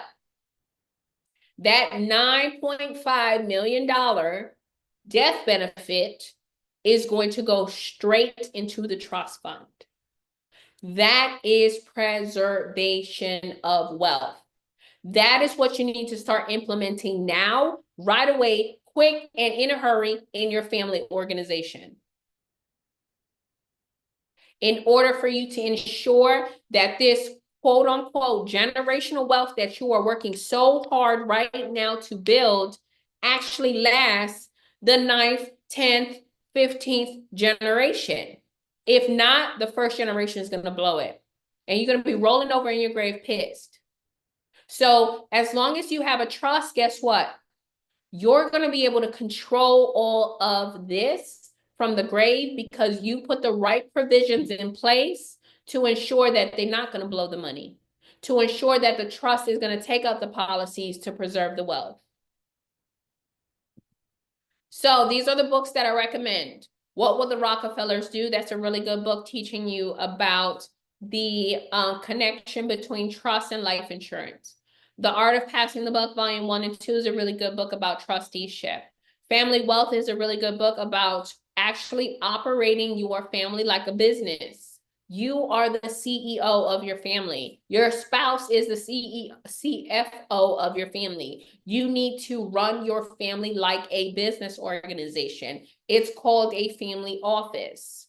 And the last one is the Complete Book of Trust, which is going to teach you about the different types of trust. So I want to show you a quick video of a trustee that took action on the information that I shared with you guys tonight. Well, kudos to you all. Again, Christina, it's been a wonderful experience. I've been looking at your videos on YouTube for a while, and, you know, there are a number of people offering trust these days. And, you know, I guess that's the big thing, you know, don't own anything, control everything. That kind of, I didn't say it correctly, but that is the sentiment. And so it seems like the playing field is being leveled now from the rich and people who weren't privy to this information. So thank you for being such a great asset to a community that didn't have this information. And you made it so simple. Thank you for the recordings. Thank you for the step-by-step instructions, things that we can go back and look at. So we do appreciate you. And thank you, Mondo. That was a great explanation of infinite banking. I know a number of people are talking about that, but they make it so complex. And his presentation was nice and succinct and very informative. So this has been an overall great experience. I definitely will recommend you to others. Perfect. So what you want to do is you want to take action on the information that I shared with you guys tonight. It could be your new form of actually doing business and making profit in your organization. It could solve a lot of your problems dealing with protecting your assets as well as saving on taxes, you guys. So you want to take this information and apply it. It's vitally important. You want to treat this like a big business. You don't want to treat this like a small mom and pop shop, right? It can actually change the trajectory of your life and your kids' life to now you're going to be training them as trustees and literally breaking generational curses, okay? And that's what you want to do. So what we can do is we can work together, okay? So I do have a course teaching you on this information, okay? So I have 3 offers for you guys. The first one is do it yourself. With do it yourself, it is a course, you guys, okay? And so the course has 43 video modules where you will learn how to set up the 3 trusts that I talked about today. You will learn how to set up the business trust, the family trust, and the tax-exempt nonprofit trust, okay? So the course comes with the 3 trust templates, okay? And so what you're going to do is you're going to watch the video trainings, you're going to download the templates, and then you're going to be able to fill it out yourself. You can create your own trust, you guys. It is a contract. You can create your own contracts, okay? So with that, you will have lifetime access to the course.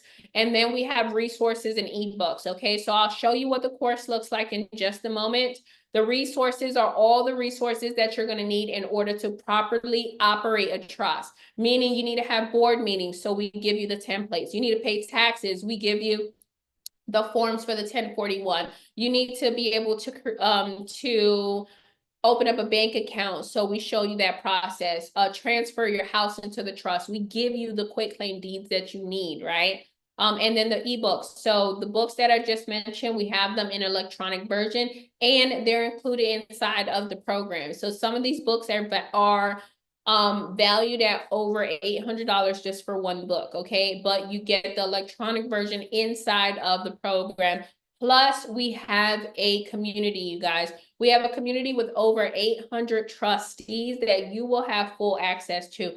These are trustees that have been operating their trust for years, that have placed their crypto, their houses, their cars, businesses in a trust, and you have full access to them in our community, okay? So we have a private Facebook community where you're able to network with like-minded individuals. You're also able to get the latest updates, announcements, as well as ask questions. And then we have a private Telegram chat where we're chatting back and forth every single day on different topics related to trust, as well as asking questions in that space as well, okay? So like I said, you do get lifetime access to the course, and that is for individuals who want to learn independently and do it themselves, all right? And you do have the capacity to do that.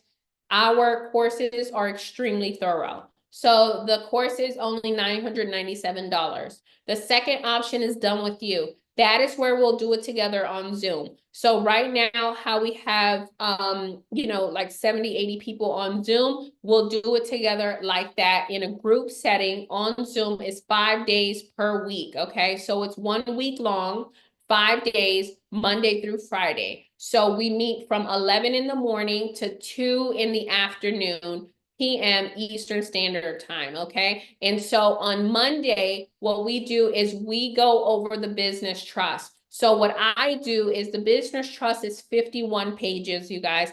I break down every single paragraph inside of that trust. Why? Because I want you to understand the contents of the trust to empower you so that you can know that you are able to operate this type of trust and you know what's inside of your trust, okay? So it's so vitally important for you to know, because I've talked to so many people throughout the years and they have trust and they don't know what's inside of their trust and they don't know how to operate their trust. That's not what we do here. We teach you how to actually to know what's inside of your trust and how to operate it, okay? Step by step. So, like I said, on Monday, we break down the business trust and then we dive into Q&A. Q&A is so powerful, right? We don't get off the Zoom call until every single question is answered. And because you're doing it in a group setting, what I've seen is that people are asking questions that you didn't even know you wanted to know. And so you're actually learning more by being in that space and environment, okay? Tuesday, we set up the family trust together. So we'll go step by step, we'll customize it, we'll dive into Q&A. Wednesday, we set up the nonprofit tax exempt trust together, and then we will dive into Q&A. So we'll apply for our nonprofit EIN, and then I will show you guys how to go down the ordination process if you want to do that.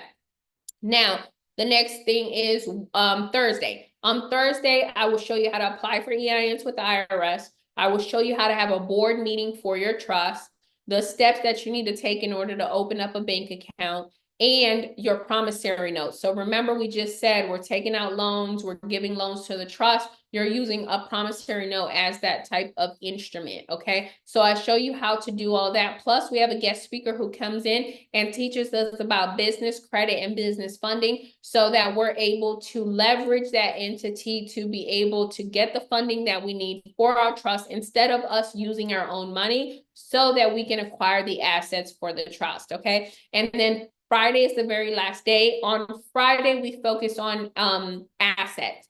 So the first asset that I teach you to transfer is your house, okay?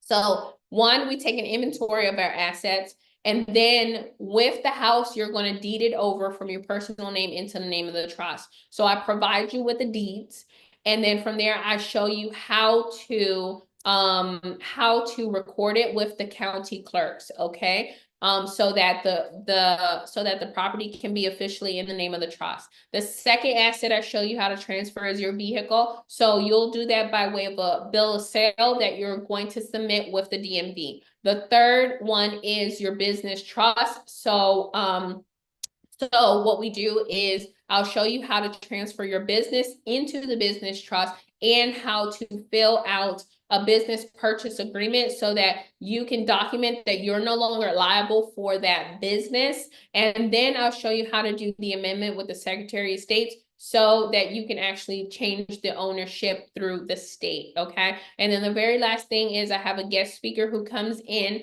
This is our internal team that they actually set up the IUL policies for you. And so she has over 14 years of experience when it comes to insurance. So she's going to come in and teach you how to eliminate debt, how to utilize these policies in order to build wealth, and how to have a perfect marriage between the trust and your IUL policies or your whole lives, okay? So that is the workshop. We literally hold your hand through the entire process. We hold you accountable, make sure that you go through the entire workshop and actually fulfill what you need to fulfill. And then after the workshop, the week after, you can book a one-on-one with me where I'll personally review all of your docs and make sure that everything is correct before you go and get your trust notarized and open up your bank account. So you get a lot of assistance, and you still get access to the course, to the 43 video modules. but you also get lifetime access to the workshops. So we do the workshops every 4 weeks, you guys, okay? So the next workshop is January 6th to the 10th, okay? And so you can come every single month and we'll be able to assist, or you can just come in order to refresh on the information, because the more times that you hear it, it will promote your retention for you to actually know it and regurgitate it. So with that being said, the workshops are only $2,500. And the last option is do it one-on-one, where we'll have private sessions. So we will, so it's going to be private sessions between me and you. No one else is going to be, involved or invited. And with these private sessions, you get individualized support. So we set up your trust. We'll go through your entire structure. And then from there, you get extended support. So that is usually, for the entire year. And then after the extended support, what we'll do is we will notarize your trust, shift them to you, and then help you with transferring all your assets. So we'll do that paperwork, but then acquiring new assets, which is so vitally important for you to be able to focus on acquiring assets for the trust, okay? So you get that sense of security knowing that your trusts are customized specifically for your business and for yourself.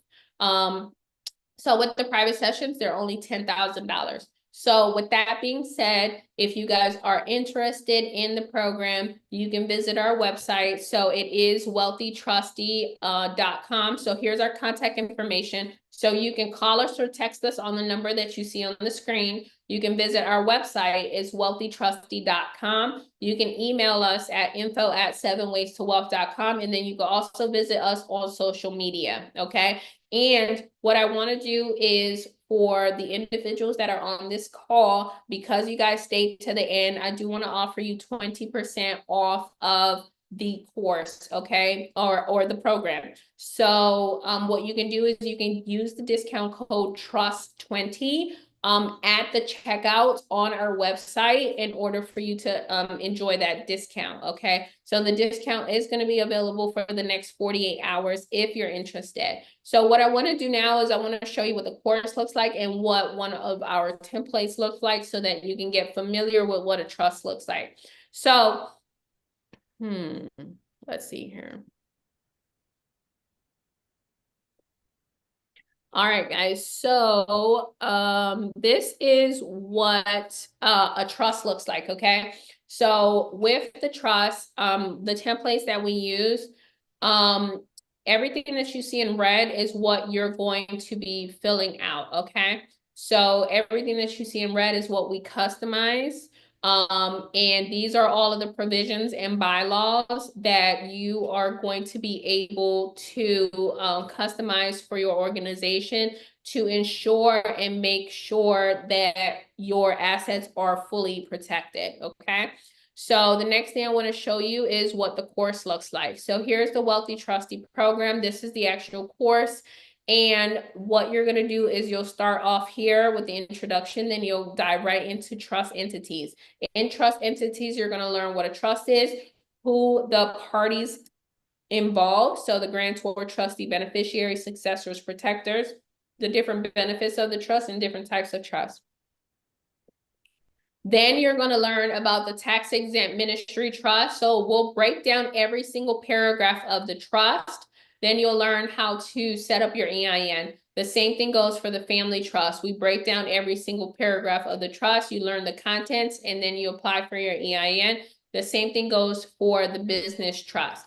Then we go into tax strategies for the trust. So pretty much how to move money around, how to structure it, as well as how to operate tax exempt, and how to distinguish what is considered income, okay? Then what you want to do is you want to go ahead and work on the asset protection. It's very important that your assets are placed inside of your trust in order for them to be protected, okay? There are so many situations where I've seen that people end up in probate and their loved one had a trust but never put the property into the trust. You don't want to be that loved one. So when it comes to asset protection, the first thing you want to do is you want to take an inventory of your asset. Then you're going to go ahead and open up your bank accounts, your brokerage accounts, and then you're going to transfer your house, your cars, your insurance policies, your businesses, and then we teach you how to have a board meeting. There's so many times where I've seen individuals that have actual businesses like LLCs and corporations, and they never do a board meeting.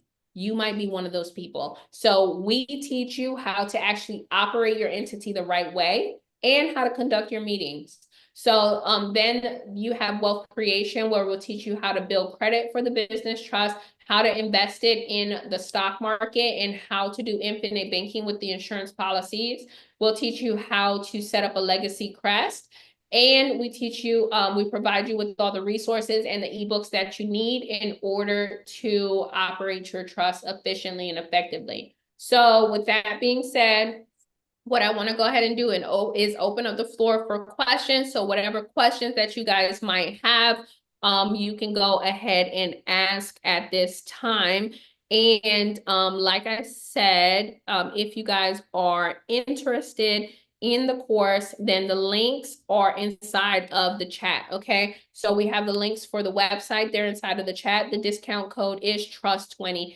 And if you are able to sign up, you know, within that time frame, that is good. So just make sure that you use the discount code. If not, then what you want to do is you want to put a deposit down so that you can ensure that you can secure that 20% discount. So the deposit is only $200. You can go ahead and put that, and that will preserve or keep your spot in order for you to get the 20% discount whenever you're ready to pay the balance, if you know that you want to enroll in the program. So with that being said, I'm going to go ahead and open up the floor.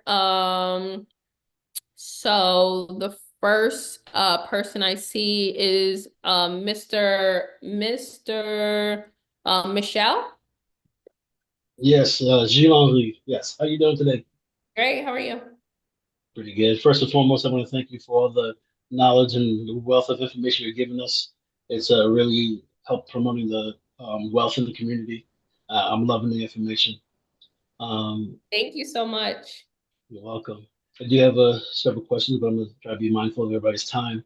My first question is, as a business trust, would I be able to have, if I have an LLC, would I be able to have IULs on my employees? Is that something that business trusts have done? Like if I Yeah. have, 'cause I know I've opened one on myself, but if I have a CFO or COO, should I open one on them too?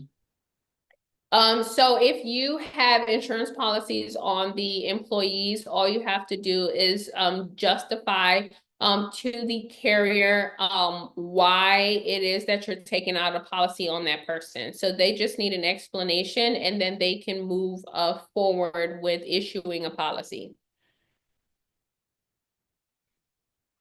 And then my next question is, um,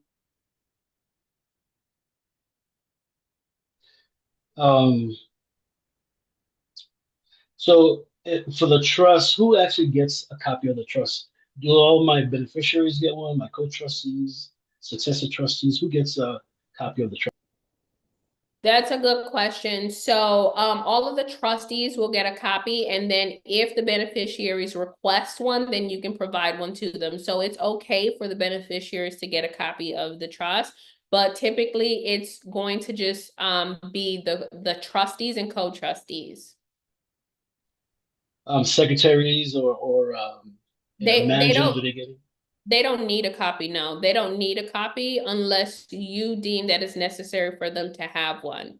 But what they can do is they can utilize the general trust documents that are going to be used for operations. So sometimes you might want to have 2 copies of the trust documents, and that they're housed in 2 separate locations, just in case there's, you know, a disaster or you know, a fire or anything like that. You have a complete set somewhere else.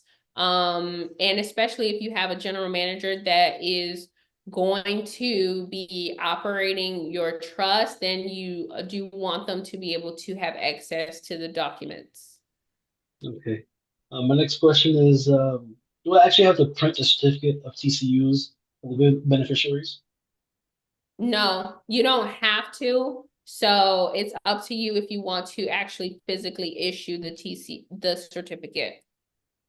Okay. And also, when I'm going to notarize my trust, I actually have everything printed out. Um, do I just bring the page that needs to be notarized to the notary, or do I take the whole thing to the notary? So some notaries are very specific and they would like to see the document that they're notarizing.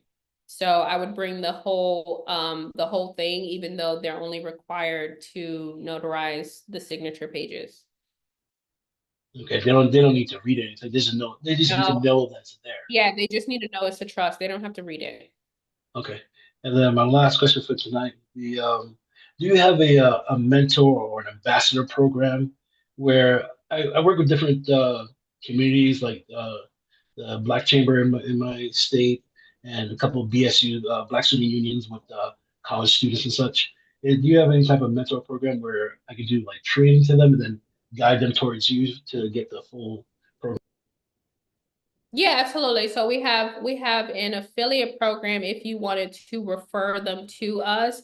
And then we also have a mentorship, but it's primarily on entrepreneurship. Okay. Alrighty, thank you very much for answering my questions. Like I said, thank you very much for the wealth of information that you're sharing with us. I really appreciate You're so welcome. Thank you so much for being here. Appreciate you. One of the questions in the chat says, what about placing the trust in a safety deposit box at a bank? That is a good option.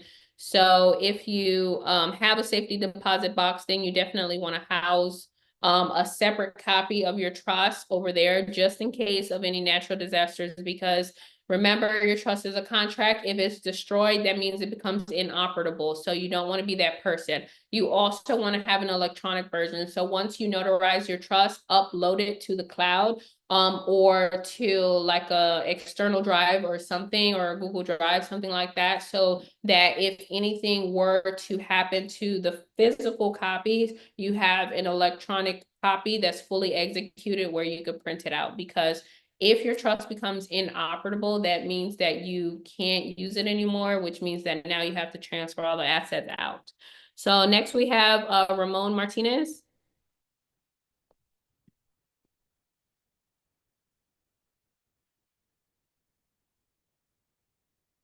Ramon, do you have a question? I do, yes. Sorry, I was trying to unmute. Thank you so much, Christina. I have a question. You mentioned that somebody else can be the grantor. Now, when it comes to transferring the assets over to the trust, how does that work when we go to the county clerk and the trustor being somebody else, not us? How do we transfer over to the trust the assets, a house or car or anything, any asset that's under our name? Yeah, that's perfect. So one, anybody can transfer assets into the trust. So it doesn't have to only be the grantor. So the trustee can do that too. Now, the trustee is the one who's operating the trust and has full control over the trust, not the grantor. But that's for an irrevocable trust. So I'm being very specific in telling you that with an irrevocable trust, you cannot be the grantor and the trustee. So do you want no power and no control as the grantor, or do you want power and control as the grantor? As the trustee. So what you want is you want to have full power and control. So that means you want to be the trustee. So you can place the assets in there. You'll be able to manage the assets too. So just make sure that you appoint yourself in the right position.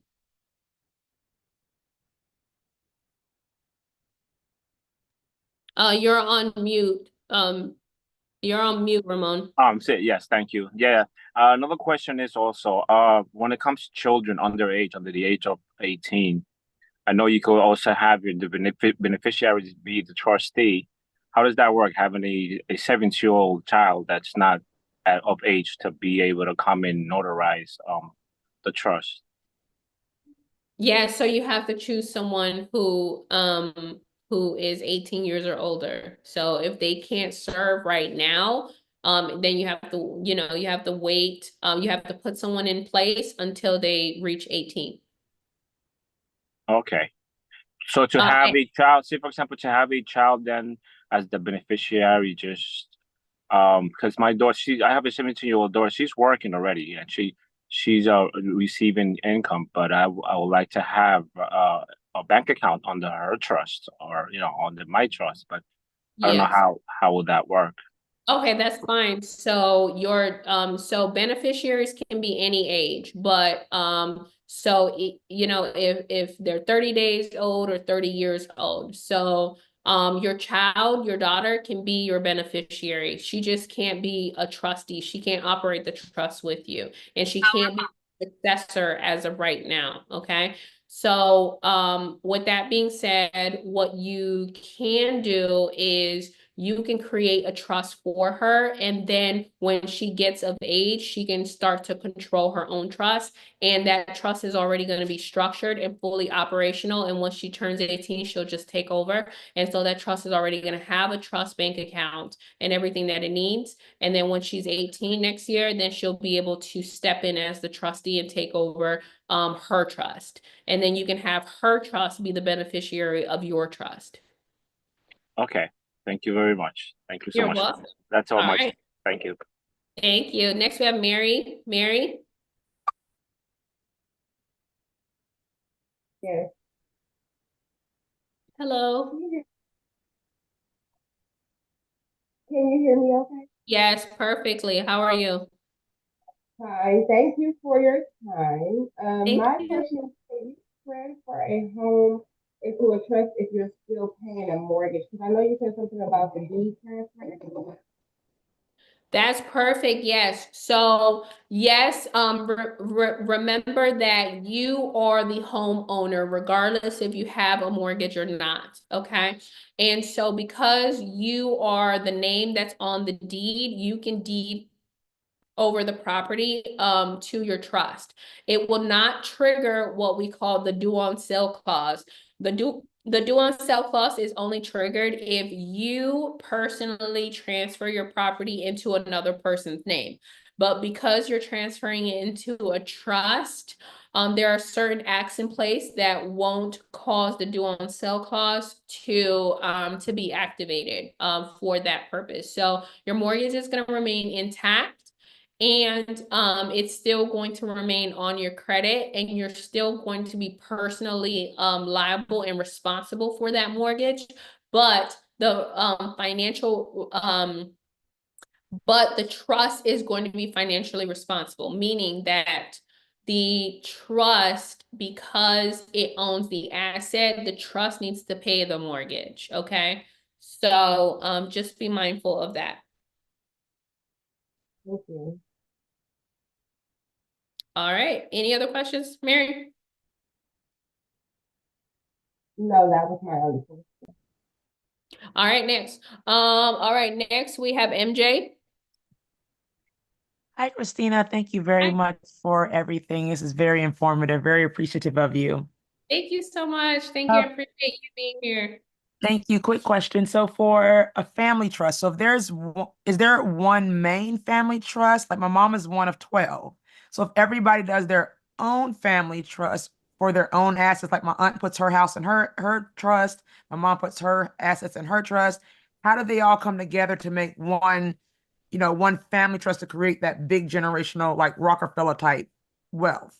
Yeah, so they'll have one trust for all of them. They can decide to place assets. If they don't decide to place physical assets, then they will decide to do the insurance policies on all 12 of the children, and then they will list the beneficiaries as all 12 of those trusts. So each one is going to take their own family trust, and their personal family trust is going to be the beneficiary of the bigger family trust. Thank you. Okay, thank you very much. You're welcome. Thank you for being here. Next, we have Brian. All right, thank you. How you doing?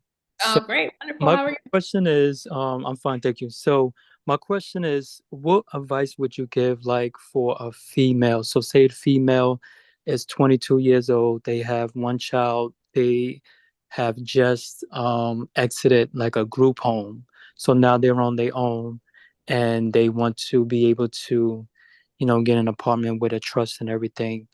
And but they don't have any assets as far as like vehicles or anything like that. What would your advice be? Okay, that's a very interesting scenario. So does this person have income? Um, Not as of yet. Okay, so if you don't have income, then you have to leverage credit. That's the first thing. And if you are going to set up a trust, then one, you want to set up the trust. Two, you want to build credit for the trust so that you can then leverage that as a form of income. And then the third thing is that as far as housing go, the trust can execute leases. So that apartment that they're going to transition into, they can get that apartment in the name of the trust. And then the trust is going to be responsible financially for that lease. And then that financial responsibility will come from them building credit with the trust. Okay. And if they have income coming in? Yeah. So if they have income coming in, I mean, it's going to be the same thing. So now, they can start to utilize their income to, to have this snowball effect where it can happen much faster versus, slower, because it depends on which route you go as far as building business credit. So it can, happen quick, like, 45 to 60 days, or it can happen slow, like 6 months. So sometimes with you having income, it can accelerate that process. And with you having good personal credit to leverage, it can accelerate that process. All right, thank you for that. And what kind of trust would that be? A revocable or irrevocable? So for that particular situation, they should use the business trust to, act and navigate on their behalf until they acquire assets, and then those assets will go into the family trust. But it's irrevocable. Okay. All right, thank you. Appreciate it. You're welcome. Next, we have Kimberly.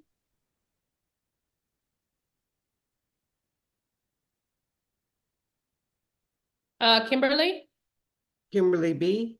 Yeah. Hi, Oh, Kimberly. hi, how are you? Thank you so Great. much for your transparency. You're so welcome. Thank you. I have a couple of questions. To piggyback on the question that the person just asked about the lease and the mortgage, if the trust is getting the lease or the mortgage, will that mortgage now become an asset or a security for the trust?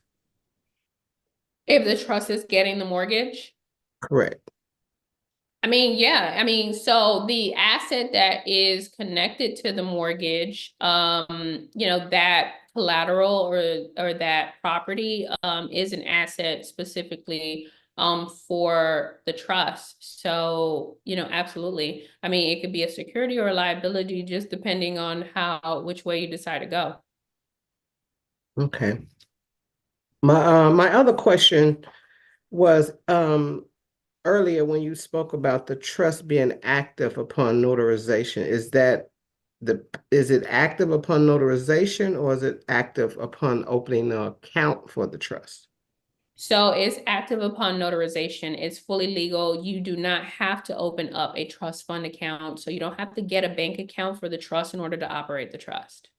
It's ideal for you to have a trust fund account, which is a bank account, but it's not required. Okay, great, because I have a business trust that someone set up for me since 2013. Inside that business trust, there are 2 living trusts which are revocable. Now, I have so many questions, but in transferring your property to the revocable you know, like the living inter vivos or inter vivos trust.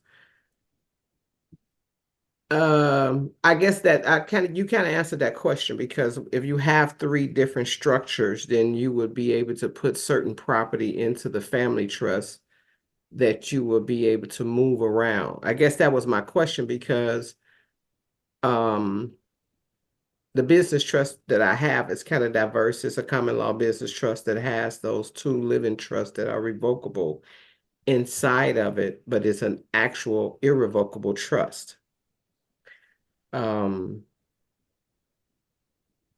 So I was a little confused about that, but I got so many different questions that I would like to ask, and I don't want to, you know, take up a lot of time, but those three particular questions I had, So what you can do is, if you want to talk about your specific structure, book a call, and then you can give me more in-depth information. okay, with that number that was on the end of the you can, so my calendar link is inside of the chat. oh, right here on this chat. Yes, ma'am. Okay, and my last question, those 43 things that were in the list with the family crest, is that available with the do-it-yourself? Yeah, so we teach you about the family crest. We use one of our affiliates to actually execute the crest. So they'll customize and create it for you, but we have the education and resources available in the course. Okay. Okay, I don't want to take up too much more time, because my questions are a little deep, and I would need to probably talk to you in private. But I thank you so much for your time and your transparency. You're welcome. Thank you as well. Next we have Kamor. Yes, Christina, good evening. How are you? I'm great. How are you? I'm doing very well. So I've a few questions, nothing too long. I currently have a Wyoming holding company set up. Is that something that would work smoothly with setting up any of these trusts? Yeah, so your Wyoming company, is it a LLC? Yes, it's a holding company.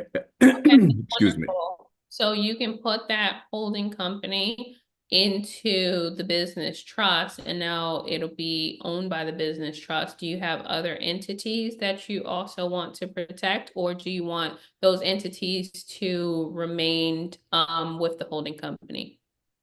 Um, I have some assets that I would like to eventually set up with the trust, and other assets that I want to remain with the holding company. So the setup would probably be the trust owning all of these assets, correct?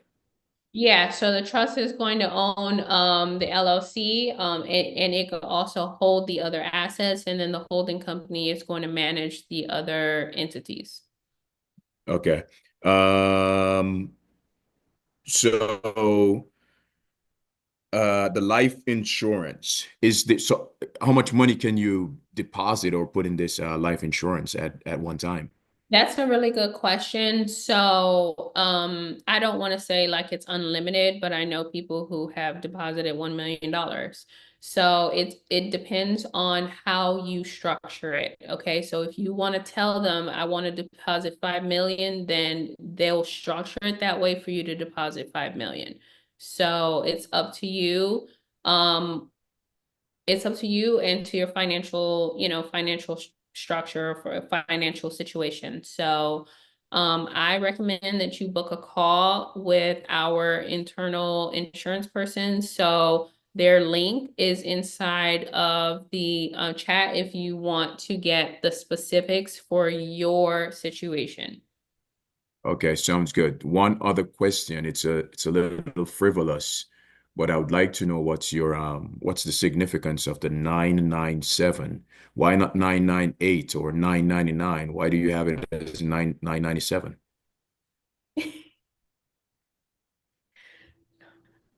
I don't know how to answer that question. No, it's a frivolous question. That's all. It just seems really weird to me that it's not 999 or 998. Why is it 997? You understand what I'm saying? Typically, you see 999 or 998. Why is yours 997? Maybe you're a neurologist. People are with this numbers thing. I was just curious to find out if there's any significance to it. That's all. Okay, so yes, there is significance. So when I started my business, I was doing research, and there is research. So please do your due diligence and you'll find the same research that I found. So there is research that proves that psychologically, if people see different numbers, specifically numbers, and it's been tested, numbers that end in 7, they're more likely to purchase. And also, if a product is $1,000, if you put it a little bit less than $1,000, they're more likely to purchase. Once they see the $1,000, they feel like it's not affordable, and so they'll retract. So if you put $997, $998, $999, you'll most likely get the sale. So that's what I did when I started my business, and I was choosing my prices. But then some of my prices came from God. So like my price is $2,500. That doesn't make no damn sense, but it's because I sat with the Lord and prayed and asked the Lord, what do you want me to put as the price? And that was the number that I got. It has nothing to do with ending in 7. So it's really spontaneous. But thank you for asking that question. Sounds good. So what I'm going to do is probably you said book a call with your insurance people. Yeah, absolutely. So do you see the link in the chat? Yeah, I see all the links in the chat, and I will definitely do that because I do. That's a very powerful instrument, especially if you're talking about large sums of money. And this money, once you put it in this instrument, this money's not touched. It's just it's an interest bearing type of thing, correct? Yeah, it's fully protected. So your life insurance policy won't end up in probate or anything. So absolutely. Very powerful interest. Thank you very much. You're so welcome. Thank you, Mr. Brown, for being here. Next, we have Jen Burnett.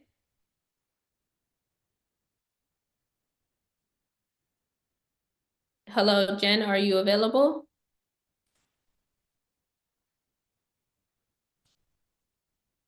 You're still on mute. We cannot hear you, Jen. Are you available? There we go. Can you hear me now? Yes, perfect. How are you? Good. How are you, Christina? Wonderful. Quick question, and I hope it's not viewed as a silly question, but how can you explain how the beneficiaries would access any of the assets that are in the trust if we're no longer here? How exactly do they get the funds, whether it be cash? That's a wonderful question. So, the assets are owned directly by the trust, not by the beneficiary. Now, the trust is designed to outlive you, so you need to understand that.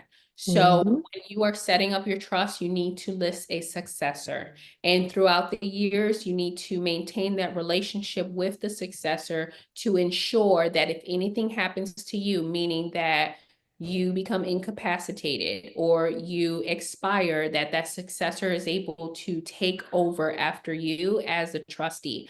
Now, once you step down or you quote unquote no longer exist, the new trustee, which is your successor, they are going to be operating the trust. Let's just say now the trust is due to expire. When the trust is due to expire, if the trustee feels like it's no longer in the best interest of the trust for the trust to be renewed or to continue, then the trust is going to expire. Once the trust expires, is their sole responsibility as the fiduciary to be able to transfer those assets.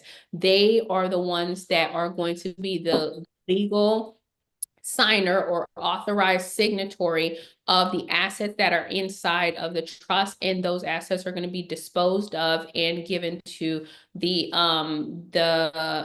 the beneficiaries. So there's two things that happens when the trust is terminated. So the first thing is that if there's any liabilities that remain, meaning let's just say that the trust had a credit card for 10,000, or it had something that's unpaid. Well, the first thing that happens is the cash that you have in the trust fund is going to be used to cover that liability. Once there's no longer liabilities, whatever is left over is going to be dispersed to the beneficiaries, and it's going to be in accordance with how many TCUs they have. So, and also it's going to be in accordance with what you have listed inside of the schedules. So inside of the schedules, you can customize who gets what, if it's personal assets or if it's, a real estate. So you can list who gets what, and so they'll go according to that. If you haven't specified it, then they will have to make that decision, but it's going to be based on how many TCUs that person has. So for example, if you have two beneficiaries and you've listed them as 50-50 and there's only $1 million in cash and no other assets, then the beneficiary the trustee after already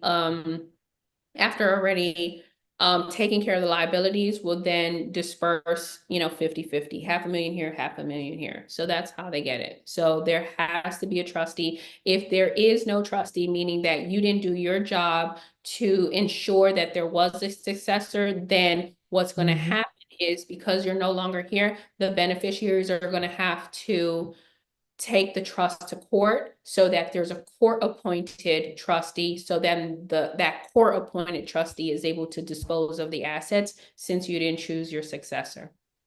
Okay, so let's assume, well, not assume, but we do have a successor trustee. How do they physically get the assets? That's the part that I'm missing. I understand the TCUs, but is there someone that oversees the TCUs and says, well, now here's the actual cash, here's the actual what have you, here's the actual car, here's the actual whatever those assets are? How do they physically get it into their hands? I just answered that. So if you have a successor, the successor physically has to give the assets to the beneficiaries. So they would physically give them to them, okay, through the successor. Yes, okay, perfect. Through your successor, but that's only when the trust is expired. Okay, perfect. That answers that. I missed it.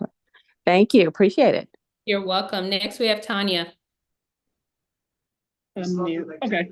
Hi, thank you so much. I was calling in reference to the EIN number. I'm not sure if can you hear me? Yes, perfect. Okay, so the EIN number, do you have to have one for the business trust, one for the 401k, one for the crypto coins, one for the insurance policies? So you have to have one for each one? No, so the EIN is not per asset. The EIN is per entity. So you're only going to have one EIN per entity. So one holding company and then everything goes under, basically. No, so you're going to apply for one EIN for the business trust. You're going to apply for one EIN for the family trust. You're going to apply for one EIN for the nonprofit, and then you'll place your assets in there. Assets like a house or a car or a crypto doesn't need an EIN. Okay. And then also the life insurance policy. So you have somebody that can recommend, because I've tried to do the whole life insurance, but they said something was wrong with my health and I could not get it. Okay, so I only recommend our internal team. So if you want to book a call with our team in order to put in your application or for them to review your status, then the link is inside of the chat. So are you able to access the chat so you can get the link to book a call with our team? I don't know how to do that. Okay. How would I? Yeah. So it should be a little chat icon. Do you see it anywhere on your phone? Oh, I do see the chat. Okay, yeah. Okay, so you're gonna see there's a link in there that says insurance partner. Oh, okay, I gotta scroll. Okay, I think I can find it. All right, thank you. Okay, perfect. Okay, and then we'll go ahead and put the links again in the chat. And then next we have RJ. Yes, you hear me? Yeah, perfectly. How are you? So well yourself? Wonderful. I have two questions. So to go back to the mortgage thing, so you said to put the deed into the trust and have the trust pay for the mortgage. Does the I mean how does the person that me how do I deal with the I guess the bank? I said I mean it's just Hold on. You said how do you deal with what? the bank. I mean, since the bank is gonna, I mean, all the bills and everything's gonna come to me as a person. But since I transfer the property or the deed into the trust, and the trust writes the checks, does my relationship to the bank Yeah, change?